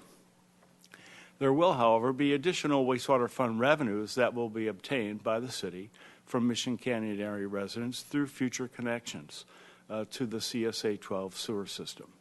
Though the sewer system users will pay the same service fees for city sewer services as do city sewer users. And I will bring up that Ariba Way residents also will be scheduled to pay county service fees in addition to the city sewer service charges. And with that, I'd like to introduce Mark Schleib from the county to present the county's information related to CSA 12. All right, again, my name is Mark Schleich. I'm the Deputy Director for the Public Works Department for the County of Santa Barbara, and thank you for the opportunity to speak to you today on this subject. I had a chance to watch your video from the last meeting and I understand you were interested in the benefits of this project, why we were including Ariba Way, and some of the issues related to timing, so I hope to cover those and answer those for you today. Next slide, please. Oh, sorry. I don't multitask well. The sewer system that went into Mission Canyon went in because we were under a regional water quality control board because that area was under failed septic systems. Those people would have to almost move out of their houses because of the condition of the septic system in Mission Canyon. That led to the project that we did and built in the mid-'80s. The county issued bonds that ended up being on the property owners' bills, tax bills, for quite a while, and until they were retired. And as such, we've also been adding to their bill the annual assessment for maintaining that sewer system, as Mr. Toth described. Again, this agreement's been in place since 1984. Why are we doing this? Well, currently we charge a flat fee for the use of sewer. So if it's a big house or a small house, but it's on a single-family residence, we charge the same amount of money. If there's one person in it or 20 people in it, it's the same rate. By tying it to the actual water use or generation of sewer water in this case, we can encourage water conservation. It gives residents some control over how their bills are paid or how much their bills are because they determine how much water they use. This is really the primary reason that we embarked on this change. I think there's some benefit that the liabilities associated with the city maintaining a county system and the confusion that may occur is cleaned up by this new JPA. Also, the administration of the project, the city would provide us, based on the formulas within the JPA, numbers for next year's charges, and then we as staff would have to verify and justify those. And so it added a whole different level of work associated with this 800 and so customer base. By making it a city bill, a majority of it is based on the city bill. We talked a little about transparency. You guys set the rates for city rates, city sewer rates. Mission Canyon residents can understand that. The way it works now is that you set the rate or the amount it's going to charge that we're going to pay based on the formula for Mission Canyon.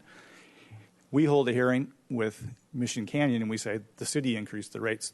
That's the way it is. So I think it streamlines government, it reduces some redundancies in administration, and I think it adds for a greater level of transparency. And most importantly, it encourages water conservation and gives property owners more use. Next slide, please. This is the formula that's currently out there, and this is from a budgetary perspective. When we presented this information to the residents up there, we actually turned it into a monthly bill or an annual bill. So it's a little bit different. And so the white numbers up there is actually what we charge to maintain lines in Mission Canyon, because there are lines that are smaller than 8 inches. The city, based on the formula, charges for 8-inch lines and a couple lift stations, and that's about $198,000. And the cartoon, I'll call it, to the left, the bubble is Mission Canyon. So those 8-inch lines, less than 8-inch lines, that is applied within the bubble of Mission Canyon CSA 12. To use the city's collection system and then treatment facility and ultimate disposal, use of city infrastructure based on the formulas, $317,000. That adds up to a number. This is last year's number, so we added 5% because I think that's what the rate increase was. So if we're going to compare it to 2015, it would be $686,000 as a total budget. The changes we're proposing are no changes to the 8-inch line. We will now hire someone to perform the work on the 8-inch lines and the pump stations, probably consolidate those two contracts into a single one. And then the city, $445,000 for the use of the city system is based on the city utility bill. It'll be a line added to their water bill. All these people are already served by water. The $445,000 assumes they're using the maximum water, therefore they're paying the maximum sewer bill. If they use less, that number would go down. Obviously, that would affect your budget. It would also affect their budget. The difference between those two numbers, $686,000 and $665,000, is about $21,000 a year on this case example. Reba Way, they had failed septic systems. They were in that area under the water board order at the time. We haven't been charging them since 1984, I don't believe. This omission was discovered during our review of the system.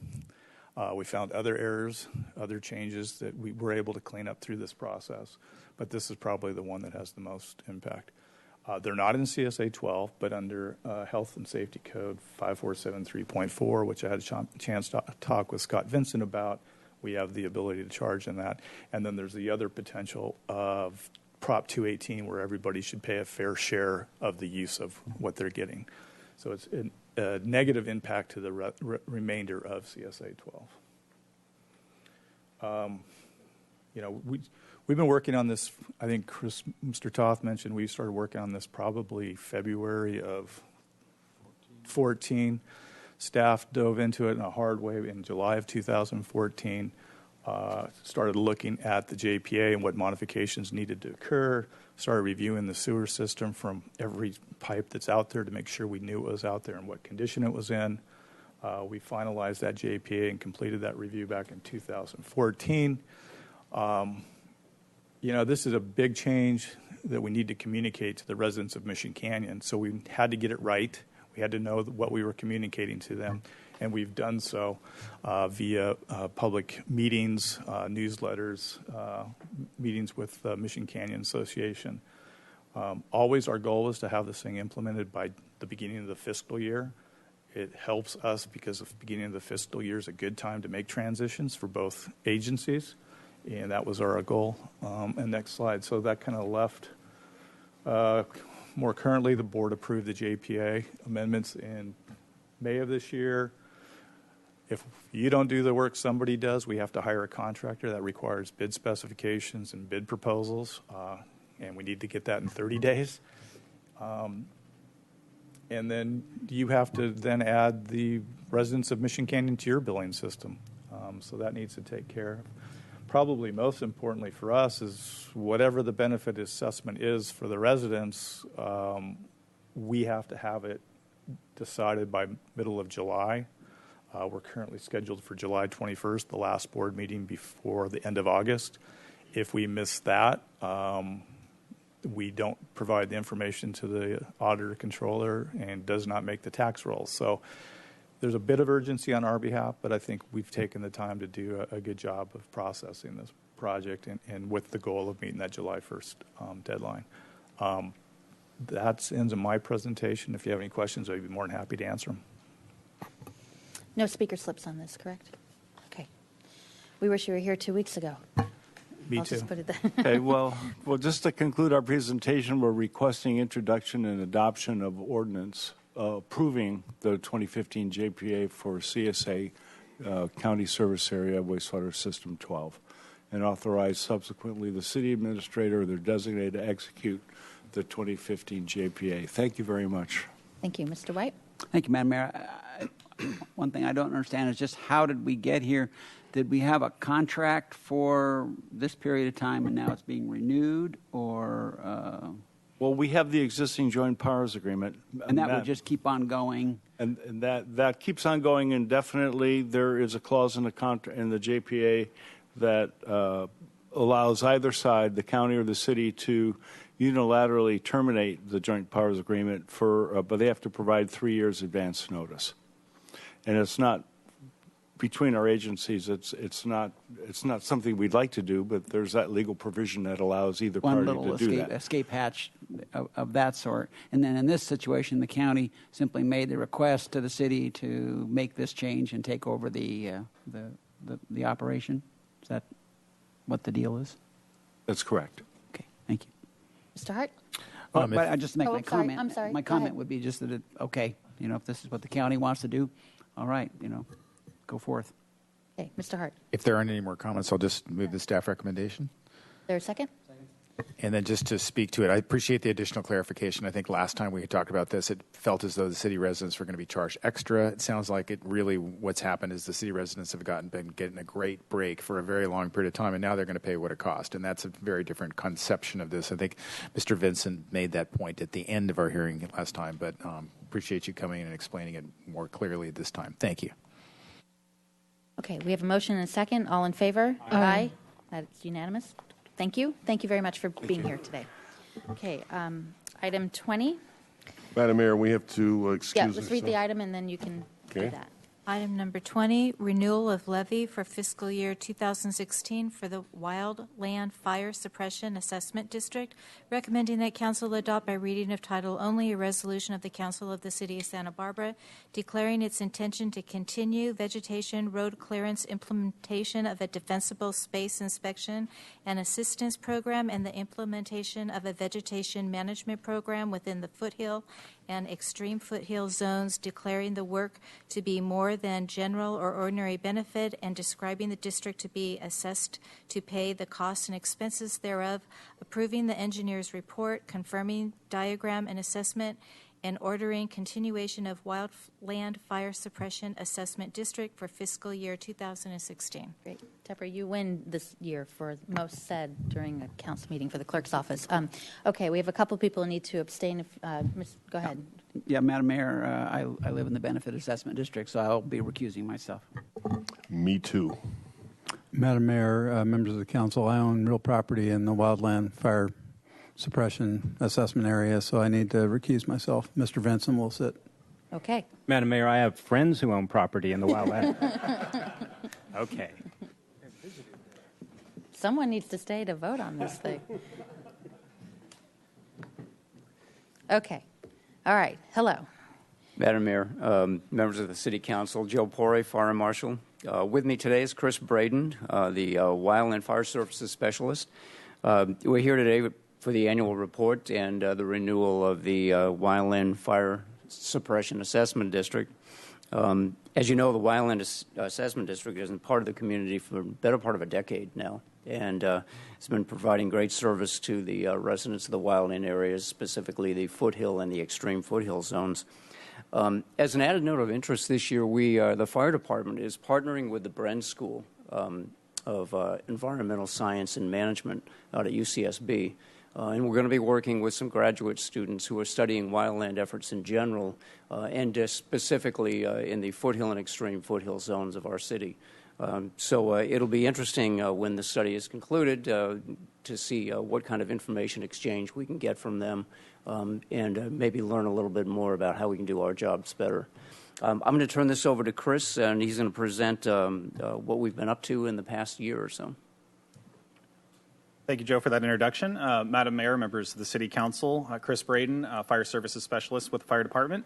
And it's my pleasure to be here today to present and promote the Wildland Fire Suppression Assessment District, and I'll also be going over some of the projects that we've completed this fiscal year. So as you know, the Wildland Fire Suppression Assessment District was established in 2006, and since its establishment, its services have been really valuable in increasing homeowner awareness of the threat that wildfires pose to their property, and it's also provided programs that help reduce the threat and impacts of wildfire within the city itself. So as we move into this 9th year within the district, we really look forward to being able to continue to provide those services and also improve the safety and reduce potential loss in the event of a wildfire. So this map just shows the Wildland Fire Suppression Assessment District. You can see it's comprised of the foothill zone and the extreme foothill zone. The primary difference in those two zones as far as defensible space requirements are a 100-foot defensible space requirement in the foothill zone around homeowner structures, and then a 150-foot defensible space requirement in the extreme foothill zone. And you can see the gray area in the middle, that would be the unincorporated Mission Canyon area. So the services that we provide within the district are our vegetation road clearance program that's conducted annually from September through January, defensible space assistance, which includes voluntary defensible space inspections, and our chipping services, which are offered annually from March through June, so those are currently ongoing, and also our vegetation management, which is conducted in the vegetation management units that were outlined in the 2004 City of Santa Barbara Wildland Fire Plan. So today I'll be going over these services and also discuss some of the projects that we have planned for fiscal year 2016. So the first program I'd like to talk about is our vegetation road clearance program, and the purpose of this program is designed to improve the ingress of first responders and also the egress of homeowners that would be evacuating during a wildfire event. So we accomplish this by reducing the amount of encroaching vegetation on roadways, as you can see in those pictures, 10 feet horizontally and also 13.5 feet vertically from the edge of the roadways. And this does a great job in lessening the potential hazard of burning vegetation that would be in an evacuation route in the event that a fire has actually engulfed a surrounding area. And you can see we also require 3-foot clearance around fire hydrants, so you can see in that before and after quite a difference for when the vegetation is removed around a hydrant. So with lower hanging trees and limbs along roadways within the district, it can be really problematic for larger equipment and vehicles as far as helping access during a major wildfire event. So by raising the canopies of those trees 13.5 feet, it can really help minimize those traffic problems that we get during evacuations. That could also cause a decrease in response time for emergency personnel. So we want to make sure that we're raising those up to improve our access as best as possible. So with hedges that are encroaching onto the roadway, it can often be challenging, and we try to work with property owners as much as possible so that they understand what we're doing and why it's so important to maintain. So we always try to consider screening and privacy along with aesthetics while ensuring that our safety goals are met with our road clearance program. So this is a map showing the roads that we treated in fiscal year 2015. The roads that we treated are the blue roads that are highlighted on that map. It was a good year for us. We had 38.5 miles of road clearance, which is approximately 3/4 of the roads, all of the roads that are within the assessment district. And we removed a total of about 190 tons of vegetation just through our road clearance program this year. And each year when we're looking at our road clearance and thinking about future years, Through our road clearance program, we always want to make sure that we're prioritizing our major evacuation routes and any areas that would be problematic during a major evacuation. So the second service I'd like to talk about is our defensible space inspections, and these are offered year-round to all homeowners within the assessment district, so they can contact the fire department, and I'm happy to come out and work with homeowners individually, one-on-one, talk about the defensible space on their property, and it's a great way to really educate them by looking at things such as removing overgrown vegetation, removing any dead vegetation that may be on the property, looking at promoting water-wise landscaping, and also we look at the structure itself, removing any hazards around the home, wood piles that may be stacked up too close to the property or too close to the structures themselves, and also looking at things like vents that may not be properly covered that we want to make sure are covered in the event of a wildfire to prevent embers from actually intruding into the home. So once homeowners have a better idea of the defensible space that they should be clearing around their home, we really encourage them to utilize our chipping service, which is offered once a year.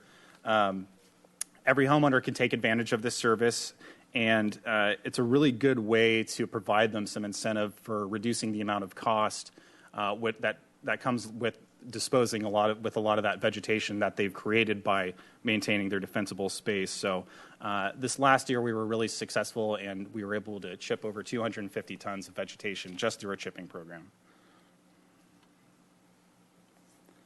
So this map shows all the chipping areas within the assessment district. We provide this map to every homeowner within the assessment district through our newsletter that's sent out each year in January. So with that newsletter, we also include the dates for when these chipping areas are scheduled to begin.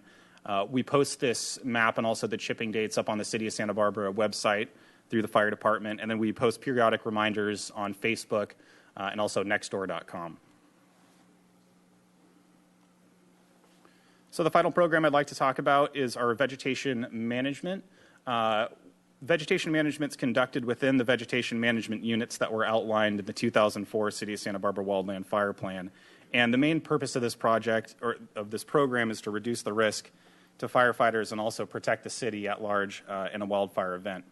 So all of the work that we do on these vegetation management units is conducted outside of homeowners' required defensible space area. So within that foothill zone, we wouldn't be doing any work within the required 100-foot defensible space area that would be on that's required through the district.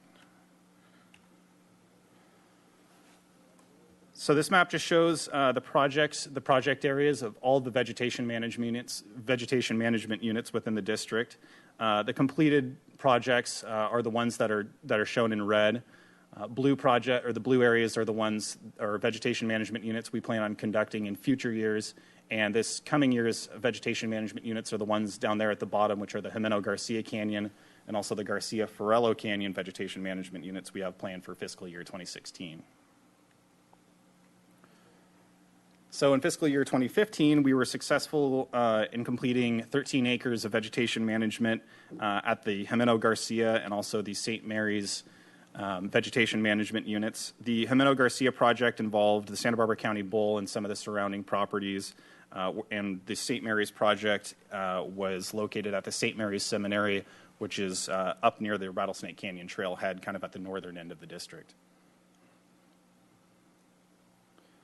So between these two, these are just two maps showing our project areas that we had this year, and again, we were able to successfully treat over 13 acres of vegetation between these two units, and we worked with approximately a dozen homeowners between these two project areas to make sure our vegetation management units were successful. So these are just some pictures showing some of the work in progress, and you can see the terrain varies pretty greatly between these two areas. We also make sure that we're working with our crews so they're aware of their surroundings, any hazards that might be in the area, steep slopes. Both of these project areas contain a good amount of poison oak, so we always want to make sure that they're aware of that. And we also make sure that when we're working in these projects that we're working really closely with homeowners so they understand the type of work that we're doing and they're able to maintain it once we've completed the work. So these are just a few before-after pictures of the project areas. This is the Jimeno Garcia project area, and our primary focus was the removal of non-native vegetation and also ladder fuels in this project area. So ladder fuels are those either live or dead vegetation that would cause a ground fire to move up from the surface level up into the canopy, which really increases the severity of the wildfires. So you can see in that after picture, we've removed a lot of that overgrown vegetation under the canopy to be able to prevent those ladder fuels. So this is a before-after of the St. Mary's project. It's a little bit hard to see in this picture, but at the upper part, you can see the seminary itself actually in the background at the top of the slope. So the focus of this project was to do a lot of dead removal that had actually resulted from the Jesus Zeta fire that had burned through the area. So by removing that dead that's on that hillside, it really prevents the spread of that fire moving up the slope, which would, essentially compromise the structures. And again, just another before-after of our vegetation management unit at Jimeno Garcia. And the primary focus in this area was to remove a lot of the exotics and non-natives, a lot of Scotch broom, acacia, overgrown eucalyptus. So part of what we're doing when we're making sure that we're removing all of the non-natives, we want to make sure that we're retaining those natives, and we really want to be able to promote that native growth once our projects have been completed. So this next year, we have phase 2 of the Jimeno Garcia Canyon project. We have approximately 13 acres additionally that we'd like to clear within that vegetation management unit. And we'll also be including approximately 2 acres of vegetation clearance in the Garcia Farello Canyon Vegetation Management Unit, which is just east of the County Bowl area. Just keep that map up. So the County Bowl is part of it, even though it's county property. Is that?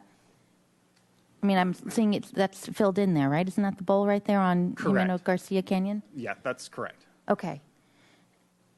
And so did we charge the county? How does that work? It's a Bowl Foundation? Yes, I believe it's a Bowl Okay, so that's correct. why they get part of it, and Mission Canyon area, because that's also part of the county, not part of this. Okay, I was just wondering what the difference was between the two, because it makes sense that the county bowl should be part of it. Okay, thanks.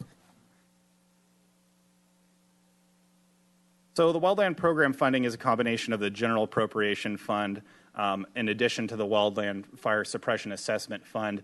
The General Appropriation Fund is a combination of monies from operational resources from within the Fire Prevention Bureau as well as other city departments.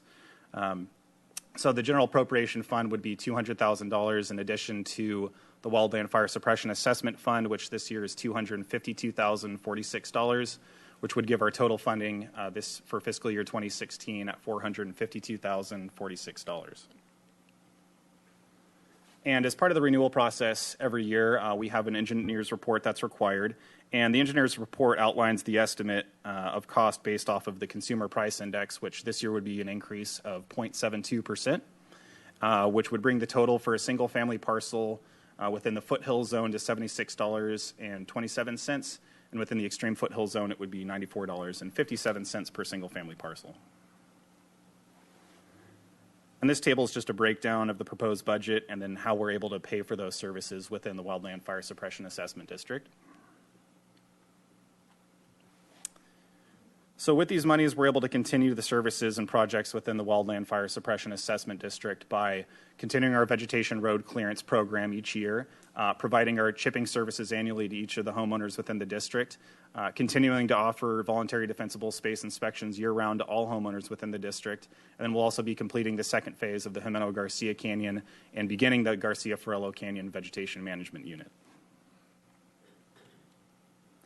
So with that, I'd like to recommend that the City Council adopt the resolution to renew the services as outlined within the Wildland Fire Suppression Assessment District. Thank you very much. Thank you. There's no speaker slips on this item, so it's to the council. Ms. Murillo. Thank you, Madam Mayor. Did you say how the drought is affecting your work with the brush? It seems like it would dry it out, but then again, it would prevent more stuff from growing. What do you have to say about that? Madam Mayor, Councilmember Murillo, that's part of what we did last year. One of the reasons that we accomplished so much road clearance is because the fire department, of course, and our number one job is life safety. And we tripled our road clearance in this past year in response, kind of an advance response to the drought. So it does play a role in both of the ways that you described. But we are starting to see more large dead vegetation we're kind of used to the brush going dead at certain times of the year. We're starting to see more trees that are dying as a result. So it depends how the drought plays out, how that will end up. But we're kind of trying to stay ahead of that. Mr. Francisco? Thank you, Madam Mayor. Great work. Very, very important. I mean, it's so important to be thinking ahead on these things. And with that, I would like to move that we introduce and subsequently adopt by reading of title only a resolution of the council, et cetera, et cetera, et cetera. The staff recommendation, I take it. And we have a second. Anything else to the motion? Great. It is an amazing program, so well done. All in favor? Very much. Aye. Any opposed? That's unanimous? Okay. Thank you very much. Are they right outside, or we can do this last item? Let's just do item number 21, and we'll get the other folks back in here.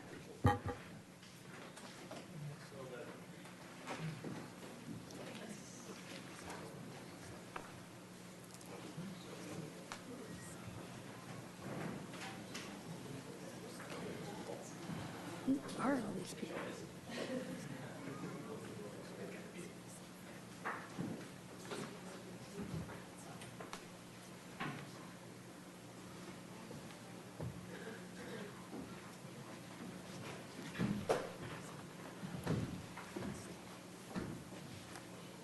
Okay, if you can read item number 21. Request for designation of proposed development at 350 Hitchcock Way as a community benefit project. Okay, Mr. Gullett.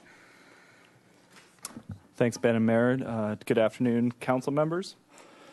The applicant request before you now is for designation of a proposed auto dealership as a community benefit project and reservation of 39,000 square feet of community benefit floor area. The white outline shows the project site. To the west is Plaza del Oro. To the north is Franciscan Village condominiums. To the east is the Peach Grove neighborhood. And to the south is a Lexus dealership. And the subject parcel includes the Lexus dealership. This is a street view of the existing building.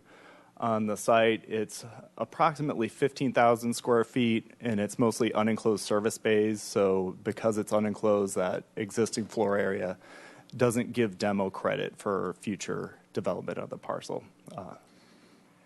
The proposed project is to demolish that structure and construct a new 39,000 square foot building consisting of about 12,500 square feet of showroom space, 5,500 square feet of business and parts area, 9,500 square feet of enclosed service bays, and 11,500 square feet of interior car storage. And this is the concept site plan that the applicant submitted for pre-application review. The city's growth management program was adopted by council in 2013. It limits non-residential growth for 20 years until 2033. For community benefit projects, the initial allocation was 600,000 square feet. To date, 127,690 square feet have been allocated. That has, been reserved, not allocated. It's actually allocated when Planning Commission takes action on projects. So those reservations were for Direct Relief, Santa Barbara Museum of Art, and Tesla. This proposal would be 6.5% of the total and 72.2% of the community benefit floor area would remain if all those projects were approved. There are three categories of community benefit projects. Community priority projects. There's examples in the municipal code that include museums, child care centers, health clinics, economic development projects, and this project would fall into the third category, which is planned development, new auto sales, and that's new auto sales just in the PD zone, and new auto sales are only allowed in the general vicinity of this project. There is a pending subdivision on the property that would essentially separate off the Lexus dealership from the rest of the parcel. It would subdivide the parcel into 2 lots. The proposed development would be on a 2.8 acre site. This subdivision isn't needed for the development to go forward. It's an option for the property owner. If it is pursued and approved, this floor area reservation would follow the project and be assigned to the new parcel. So staff is recommending that council designate the proposal as a community benefit project and reserve that 39,000 square feet to the project from the community benefit category. The next steps for the applicant, if the designation or reservation happened today, would be application submittal. There would be completeness review by staff, concept design review at the Architectural Board of Review, Planning Commission consideration of the project with a development plan, and design review approvals by the Architectural Board of Review. The subdivision could happen concurrently. It could happen ahead of the development plan, again, or not at all. So that concludes my presentation. I'm available for questions. Okay, and do we have any speakers listed for this item? No. Okay, Mr. Hart. I just had a question. If this project for some reason didn't go forward and the subdivision did go forward, is the reservation of this square footage a vested right to that subdivision separate from this project, or is that something that is linked directly to construction of the project? Madam Mayor, Councilmember Hart, the way the council approved administrative procedures work is the reservation's good for 5 years. The land use application has to come in within that time, but the reservation would expire at some point. But it's not transferable by doing the subdivision or anything like that? Non-transferable, Got so it. it would follow. Thank you. Ms. Maria? Thank you, Mayor Schneider. So the subdivision is to divide the Lexus on the bottom, okay, for the project to go forward. Okay, thanks. Anyone else? Is there a motion? Move the staff recommendation. Moved and seconded. Okay. And third? All in favor? Aye. Any opposed? No? That's a unanimous vote. Okay. Thank you very much. All right. We have council member committee assignment reports. I want to commend the Neighborhood Outreach Services and Teen Services program for an incredible Youth Leadership Awards ceremony last night. It was the VMA Awards, not the Video Music Awards, but the Very Much Appreciated Awards, although they used that kind of theme.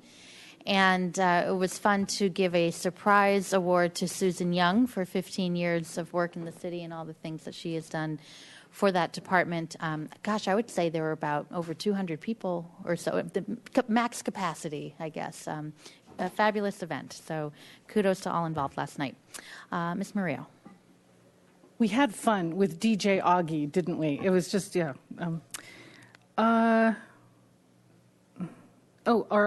Bicycle Master Plan update had this experiment on Aliso Street on the east side, the Bicycle Boulevard, which I've heard good things about. Proyecto Héroes and some other partners, the Housing Authority, they did a Lower West Side community walk. There was also dancing there.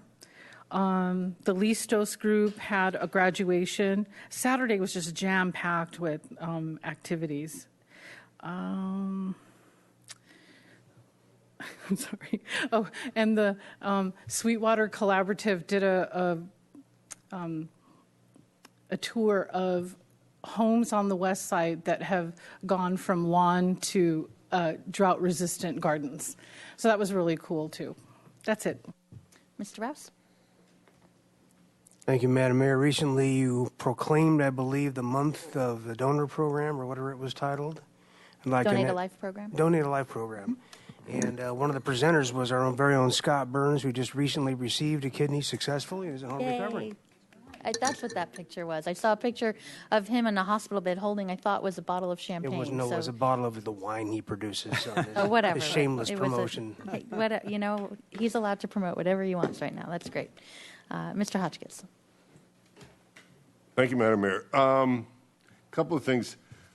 From the arts side, everybody agrees they want to remove the Crescent Crossing, but we can't find a place that's the right place for it yet. So that's sort of on the holding pattern.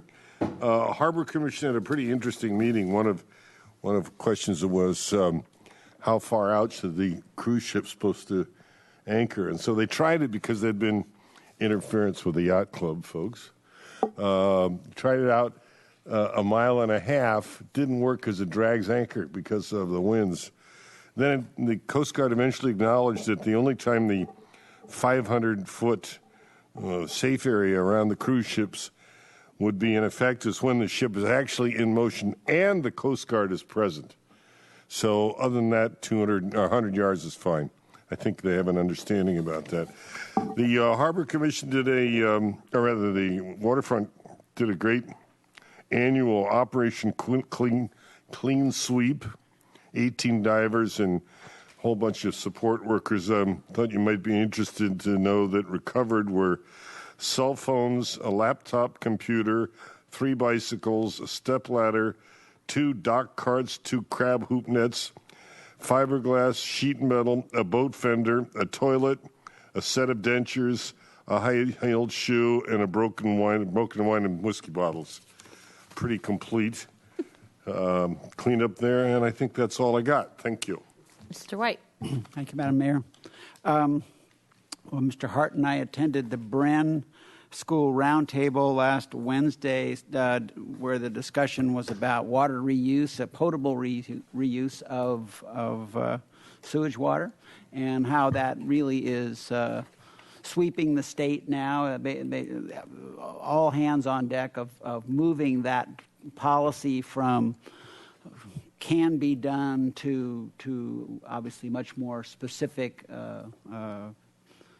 nuts and bolts ideas. So those things are percolating out there in a big way. And also, for me, it was my first experience with the Bren School activities and the very project-oriented project orientation of the Bren School, of bringing students together in teams to work on issues, and it was really a neat experience having all those people in the same room, just throwing ideas around. And obviously, this is an area where this is one of the ways that California and the world is going to be improving our use of water in the future.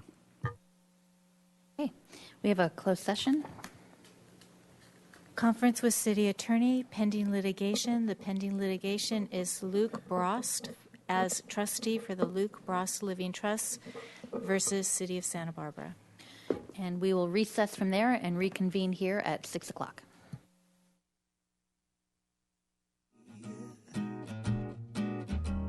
Bluebirds singing a song. So first off, thank you all for being here this evening. This is our second of, I think, 3 different occasions when we're doing interviews for various boards and commissions. So first, thank you for applying.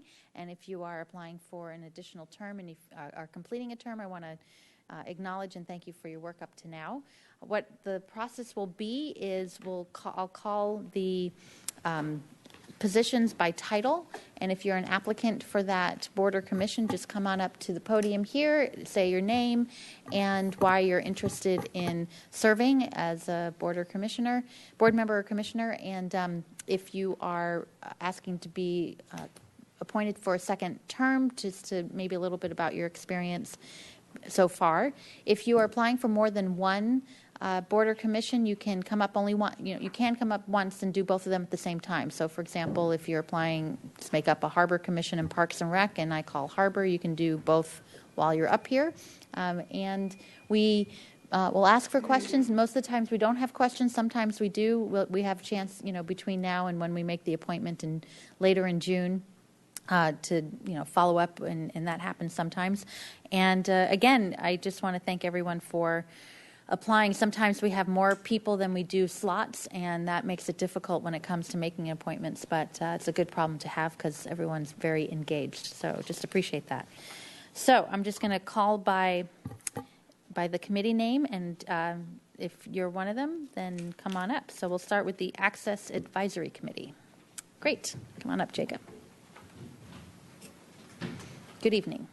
Good evening, Mayor and Council. My name is Jacob Norbergston. I'm a community organizer in town with Independent Living Resource Center. We are a disability rights non-profit. The reason I'm applying for access advisory is to use my knowledge in connecting city staff, non-profit, and community to work for greater access throughout Santa Barbara. I have been attending meetings regularly and am friends and colleagues with other commissioners, so I feel like I have a good sense of what's going on. I know I have a speech impediment, so if you need any further clarification, feel free to email me. Thank you. Thank you, Jacob. Anyone else for the Access Advisory Committee? Okay. Community Development and Human Services.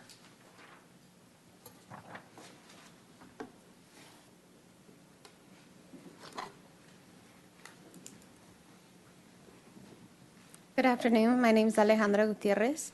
I have lived on the West Side over 15 years. It's been my home, and it's where I share a lot of my childhood memories. Over the years, I've seen how the neighborhood has gone through its ups and downs with the remodeling of homes, beautifications of parks and streets, building new parks, and the flow of thefts and violence, and the growing of businesses. Coming from a bicultural background, bilingual home, I feel that I could contribute a lot to the committee.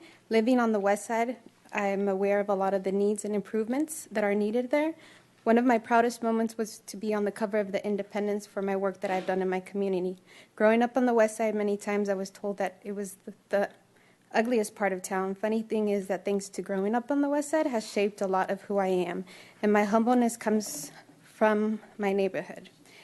I would be honored to serve on this committee representing the West Side part of my city. I'm also applying for the Fire and Police Commission. I was a member of the Santa Barbara Police Explorers as a youth, and I currently work in the field of education, working with youth and their families. Throughout the years, I've worked closely with law enforcement in several capacities, and I feel that my background can contribute valuable input for both police and fire departments to integrate better with the underserved population, including the non-English speaking community. Having an uncle being part of the Santa Barbara Police Department has helped me feel more connected with my city. I'm aware that most people don't feel that connection sometimes with law enforcement. I believe that I can assist in the development of the more effective integration with the community as a whole. Coming from the bicultural background and having been raised in Santa Barbara, I have the privilege to have gained the support and trust of the large underserved population. As a result, this experience will help me be an effective member of this board. Great. Thank you very much. Any questions? Nope. Okay. Thank you. Anyone else? Community Development and Human Services. Come on up. Hi, my name is Amy Winslow, and I am, during the day, I am the development director for a local mental health nonprofit here called Sanctuary Centers. And during the evening, my husband and I are the on-site managers of the low-income mobile home park in the east side called Santa Barbara Green. And I have been involved, becoming involved in the community development activities in the east side. So I think I would be an excellent candidate for this committee because I serve both kind of worlds during the day and night. I have the full support of my executive director to go to the meetings, the time commitment, the site visits. He supports me 100%. Little by little, I'm becoming the face of Sanctuary Centers, so I'm out there in the community more and learning more and speaking more with nonprofits. I know that the biggest thing that the committee does is the CDBG grants, and I actually have direct experience doing that in my first job, which was City Council of New York City. I was the legislative director there, and I was one of the ones that kind of had to make the hard decisions to be the good stewards of the city's resources, say yes when we can and say no when we had to. And I then worked in city government in New York City for about 10 years before moving here about 3 years ago. Since then, I have become more and more involved in the community, joining different organizations, political, both partisan and nonpartisan, and just getting more involved, learning more and becoming more active, wanting to be a voice and have a seat at the table and give my ideas. My number one interest would be collaboration. I'm really a proponent of being more efficient and effective, working smarter together than harder against each other. I think nonprofits try to do that and are successful in some ways and sometimes not, and I'd love to be a part of that conversation. I am fairly familiar with the needs of this community, the social services and nonprofit community, and learning more every day. And the last question was, can I use a computer? Which, yes, I can. That's asked because all the grants are now online, Right. so be able to Yeah. have that ability to look at the grants. Thank you. Any questions? No. Thank you very much. Thank you.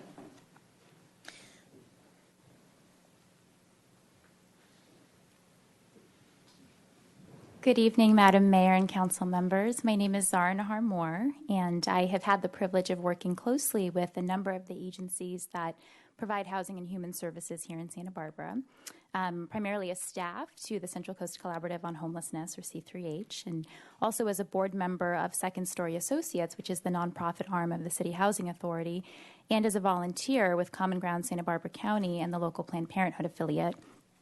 Much of my work in this community has focused on collaboration among the different agencies that provide housing and resources to individuals and families transitioning out of homelessness. And the goal is to really support the entire service system to improve. It's my understanding that in addition to evaluating agency proposals, the Community Development and Human Services Committee is also charged with fostering integration and cooperation among agencies. And the value of that really cannot be overstated when it comes to leveraging resources for impact. I also have a background in law and compliance and would look forward to supporting city staff in the monitoring and evaluation of grantees as they complete services pursuant to funding contracts. I am aware of the committee's meeting schedule and have the capacity and flexibility in my own schedule to participate, understanding that the commitment ramps up substantially during the month of February. And finally, as a Santa Barbara resident with a strong understanding of the critical role that these community development and human services play in the lives of Santa Barbara citizens, I'm really eager to serve and support what I believe to be a very important civic process. So thank you for your consideration. Thank you. Any questions? No. Thank you very much. Thank you. Anyone else for Community Development, Human Services? Okay. Community events and festivals. Come on up. Hello, good evening, all. My name is Barry Dorsey. I'm the newly appointed general manager of the Hotel Milo. I've been here about a month. Which hotel, I'm sorry? Hotel Milo. It's formerly Oceana. Yeah. Our company, Herscher, purchased the hotel about 15 months ago and changed the name to Milo for the founder of the original hotel on that grounds, the Potter Hotel. And it's my goal and our goal to become a part of the community. The Hotel Milo is part of the independent collection for Herscher Hotels, and the goal, it's the first one on the West Coast, and the goal of the independent collection is to integrate with the community and be a part of the environment we're in. And that's why I'm applying for this committee, so that Hotel Milo can partner with the city, with the visitors, Visit Santa Barbara, downtown Santa Barbara, and the chamber, other entities to help bring business and tourism to Santa Barbara and be a part of the city and what goes on as far as tourism. So that's the intent and the goal of joining the committee. Great. Thank you. Thank you. Welcome. Thank you very much. Okay. Downtown parking. Fire and Police Commission. Come on up.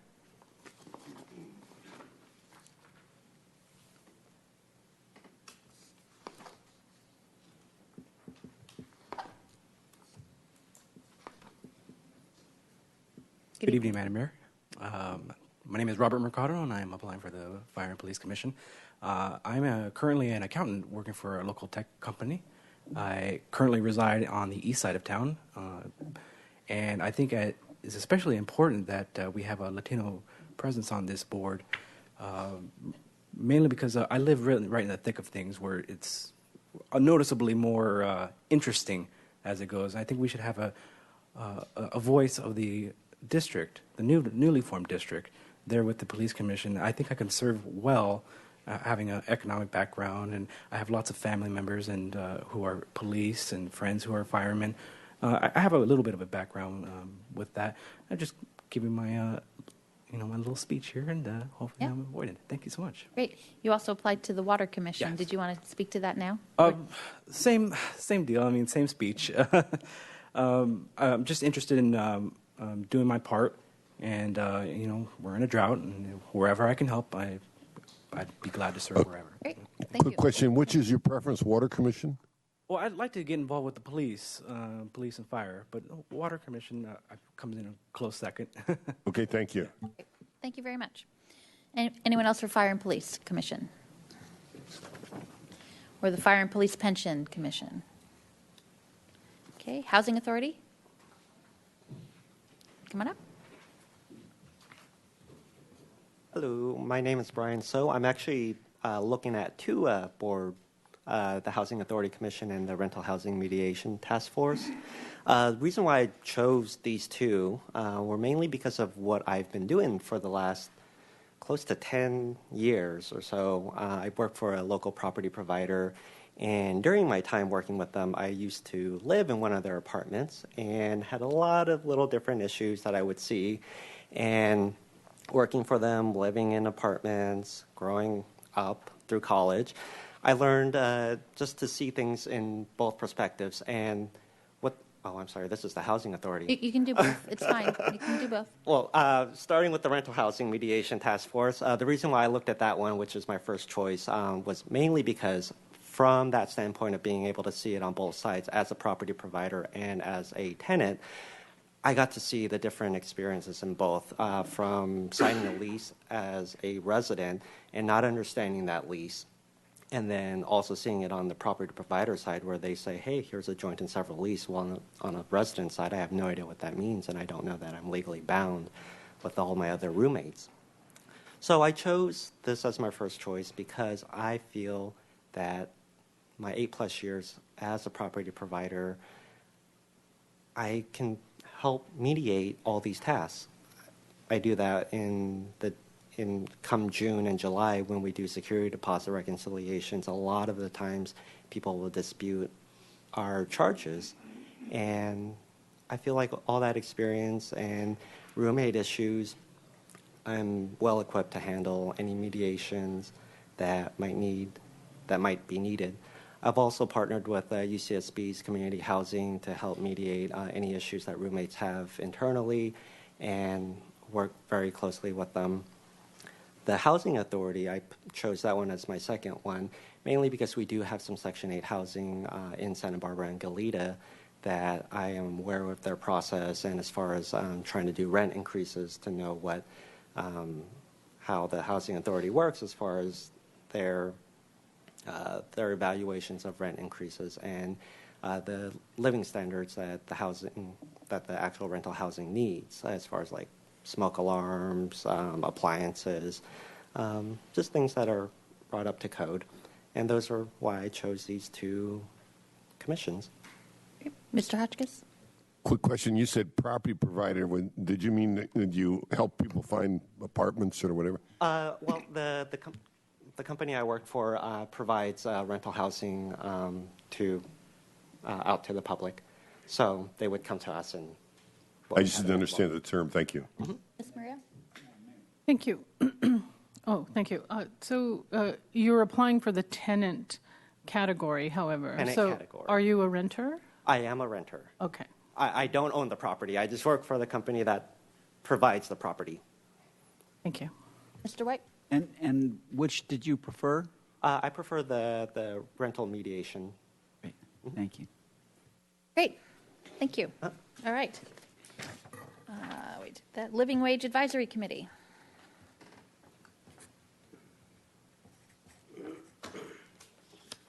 Hello. Hello, good evening. I'm Anna Kokotovich. I was active in getting the living wage passed many years ago, and I have served on the advisory committee since it was set up.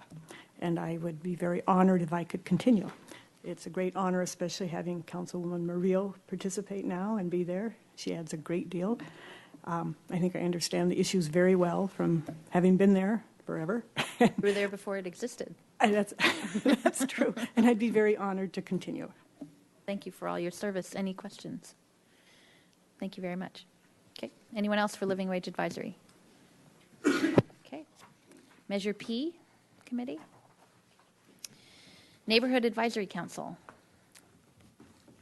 Is that a yes? Okay, come on up. Good evening, Madam Mayor, council members. My name is Amy Dunphy. I am an estate planning attorney here in town. Recent transplant to Santa Barbara from the Los Angeles area, originally from Seattle, Washington. I am thrilled to be here, and that's why I'm very interested in serving on the neighborhood committee. I wake up every morning and I thank my lucky stars for the beautiful surroundings. I live on the west side, and I was sad to hear my colleague say that people think that that's not a beautiful part of town, because I think it's the most incredible part of town. I have dogs, I'm a runner, I'm constantly moving through the streets, and it is unlike any place I've ever lived. People are out, they're talking to each other, they're engaged with each other, they're playing in the streets, they're talking, they're enjoying each other's company, and I think that there's so much that can be done to foster those feelings, those energies. It is a very energetic community. I think there's a lot of issues that are faced by the neighborhood, and I'm still learning. I'm still getting to know people. I speak Spanish, so it is helpful. I'm able to interact with a wide number of the residents that are there. I think the transportation issues are important, education issues, affordable housing. I think partly why I was interested in the neighborhood council is that all of these committees that everyone's talking about tonight, all of those issues come together with the neighborhood council, and there's so much to be done. There's so much to be done to integrate services that the city is currently providing. There's a lot of really wonderful youth programs that are already going on the west side, and I think that there's a lot that can be done to continue to promote those programs, make sure that people know about them, have access to them, can travel safely to and from them. I see a lot of children moving long distances through the neighborhood, and making sure that those commutes that they have are safe is important. I'd like to see more interaction between nonprofits and the adults and the parents and the schools in the neighborhood to sort of bring all of that together. And I think that there's a lot the neighborhood council can do to further that conversation. Great. So thank you. Thank you, and welcome to Santa Barbara. All right. Anyone else for neighborhood advisory? Okay, Parks and Recreation.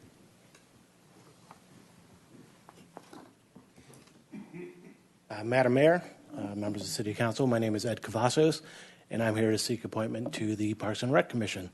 I currently serve on the NAC, including having served as a co-chair, and I think those of you that I've worked with on there can attest to my, let's call it, no-nonsense approach, direct approach in trying to get things done. I think you guys could also attest to my commitment in trying to make the city a better place, and I think the Parks and Rec is the next step for me to try and do that. I served as the president for Pony Baseball, so I worked with the city in that program and driving that, and I see what the parks and they mean to our community. So I'd be very pleased if you would appoint me to that committee. Great, and thank you for your service on the Neighborhood Advisory Committee. So, any questions? No. Thank you very much. All right, we did rental housing. Okay, so for the Santa Barbara Youth Council, we have a lot of applicants here. So when you come up and tell us your name, also tell us, actually first tell us which school you're from so we can find you, and then your name, and then whatever it is you'd like to say. So whomever wants to come on first, come on up.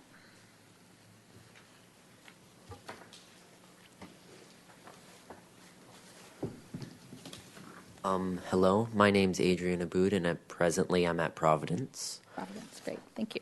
I'm going to be going to DP as it's a bigger school and it provides more opportunities. I would personally like to be on the Youth City Council because I believe they do a lot of incredible things. They created the skate park, which is a lot of fun, and it helps bring everyone together. And I think they have the ability to help all of youth, and they stand up and they're strong and they have the strength to keep going and helping people. And I really think that's important since not everyone always can stand up and help themselves. I think it's important that others can help them. And I think that the council is an amazing place, and I would love to be on it. Okay. Any questions? Thank you. Did you say what grade you're in? I'm presently in 8th grade, moving on to 9th grade. Great, thank you. Congratulations. Youth Council, come on up.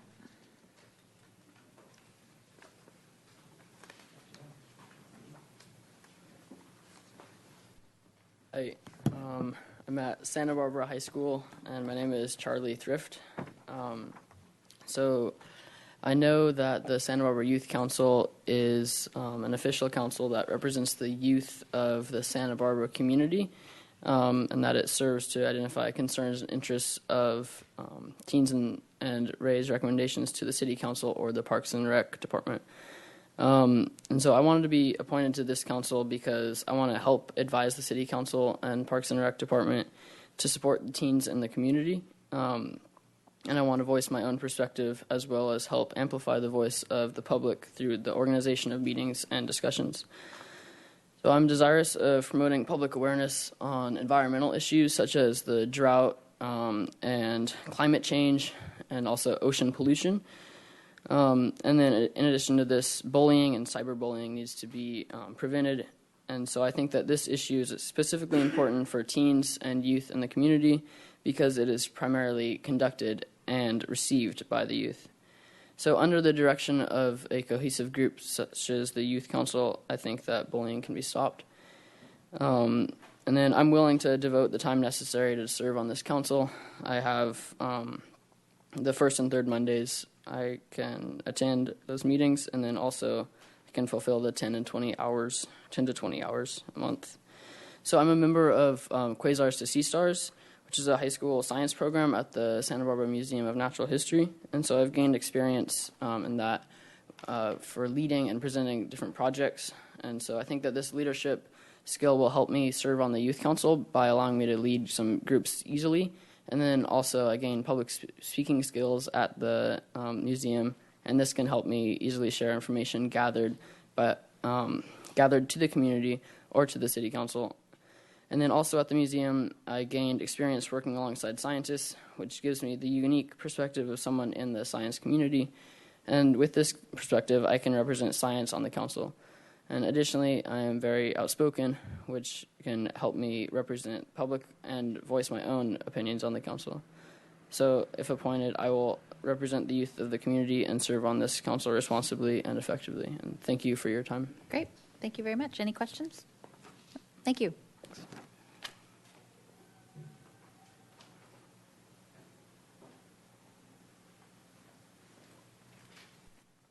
Hello.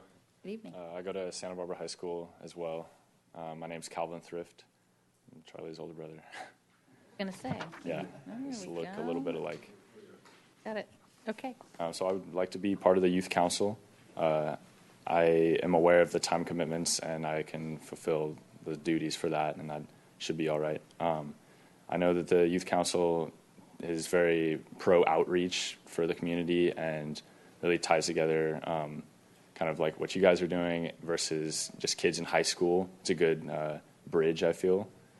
And that's very important in any organization or any city to have everyone connected because everyone needs to be on the same page. So I think that I understand the goals present with the youth council and that I could effectively serve on the council.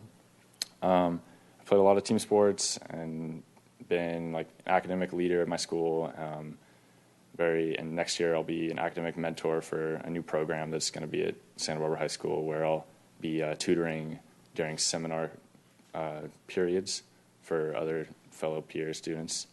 I always lead in group projects, and I feel that I have good management skills and public speaking and leadership to organize projects. I just, again, think it's very strong for people to have the ability to have their voice heard. So I feel that youth council is very important for that function, because without it, I think that way more teens than usual would be kept in the dark. And I'm grateful for the youth council, as it has been in the past, for letting teens have their voice heard. And I would just like to continue that theme. So thank you. Thank you. Great.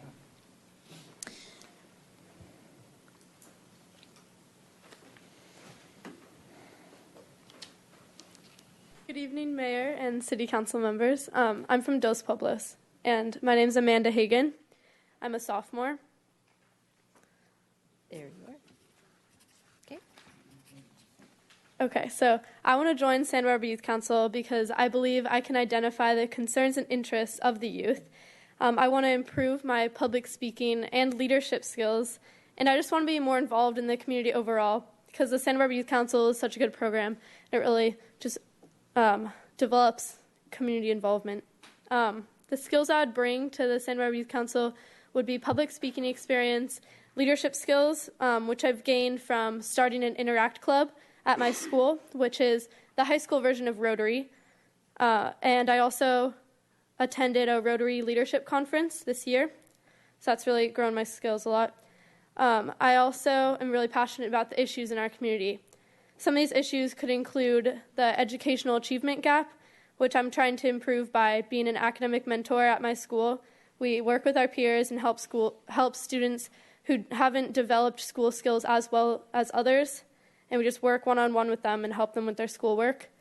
Another issue that I've noticed is tobacco and drug use, so I'm trying to improve that by being a member of COYA, Coalition of Youth Advocates. So that's a really great group as well. We advocate against tobacco use and against other drug use, and we just go talk to different youth groups. We've gone to Carpinteria Middle School, and we've just educated them about the effects of tobacco. So I do have time in my schedule for Santa Barbara Youth Council. All my Mondays are free, and I definitely have time for the 10 to 20 hours of community service. The other activities I'm involved in is COYA, like I mentioned earlier, Coalition of Youth Advocates. I volunteer at Santa Barbara Cottage Hospital, and I'm also involved in some school activities, which only take place in school hours, though, so they won't conflict with Santa Barbara Youth Council. So I'm involved in the club I started, Interact. I'm also involved in another club through the Dream Foundation and the academic mentoring that I mentioned earlier. So I'm pretty familiar with the Santa Barbara Youth Council. I attended their annual leadership conference, and I was on their panel representing COYA. And I also attended one of their regular meetings in May just to see how the meetings went and to get more familiar with it. So I hope you'll consider me. Thank you for your time. Okay. Thank you.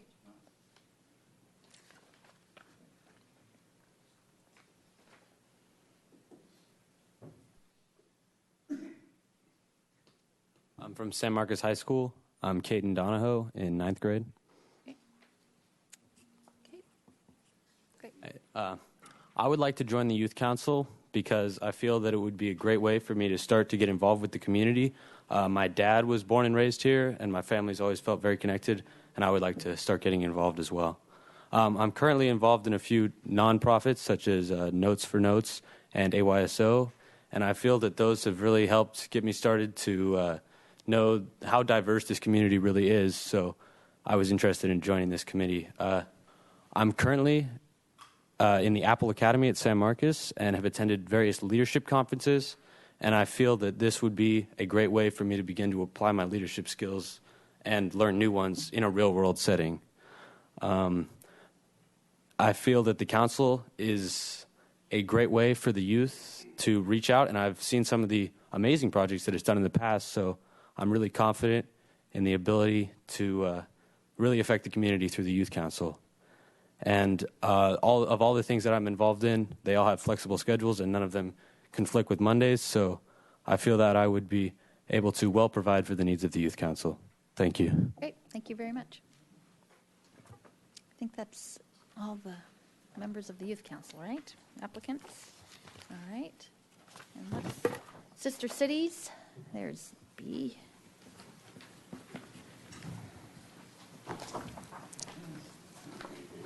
Good afternoon. As you all know, I'm Bea Molina. Day job, visiting nurse and hospice care. I do community outreach. You all probably are very aware of all the other things that I'm doing and have done, and I have resigned from a couple of them. I'm interested in Sister City because I have been a board member for Sister City for about 4 years now. My father was one of the three who actually started Sister City, so I was very involved in high school with Puerto Vallarta exchanges and being involved. In the 80s, I was also an appointee by the state of California to a international exchange program from Sacramento to Mexico, and was involved with a number of exchange programs for California and for different parts of Mexico. So I have kind of that experience, although I'm not sure that this is quite that formal, but I do have that background. I have a lot of acquaintances both in Vallarta and in Japan, and I think that it's kind of a natural step, and it's what balances me on everything else that I do. It's the cultural side. I think it's really important, especially now as the growing population in this town is Latino, that we have culture, that the Asian population that we have, that we can do more cultural exchange, not only in our culture, but in our educational components, because I think they both go hand in hand. It's really important to do more sharing and more exchange and more participation. Thank you. Great, thank you. I think that's everyone. So, all right, we have one more round of interviews, I think next week, something like that, or the week after, maybe the week after, I don't know. One more, and then we'll make decisions in June. I just want to thank everyone for taking the time out. Thank you, and we are adjourned.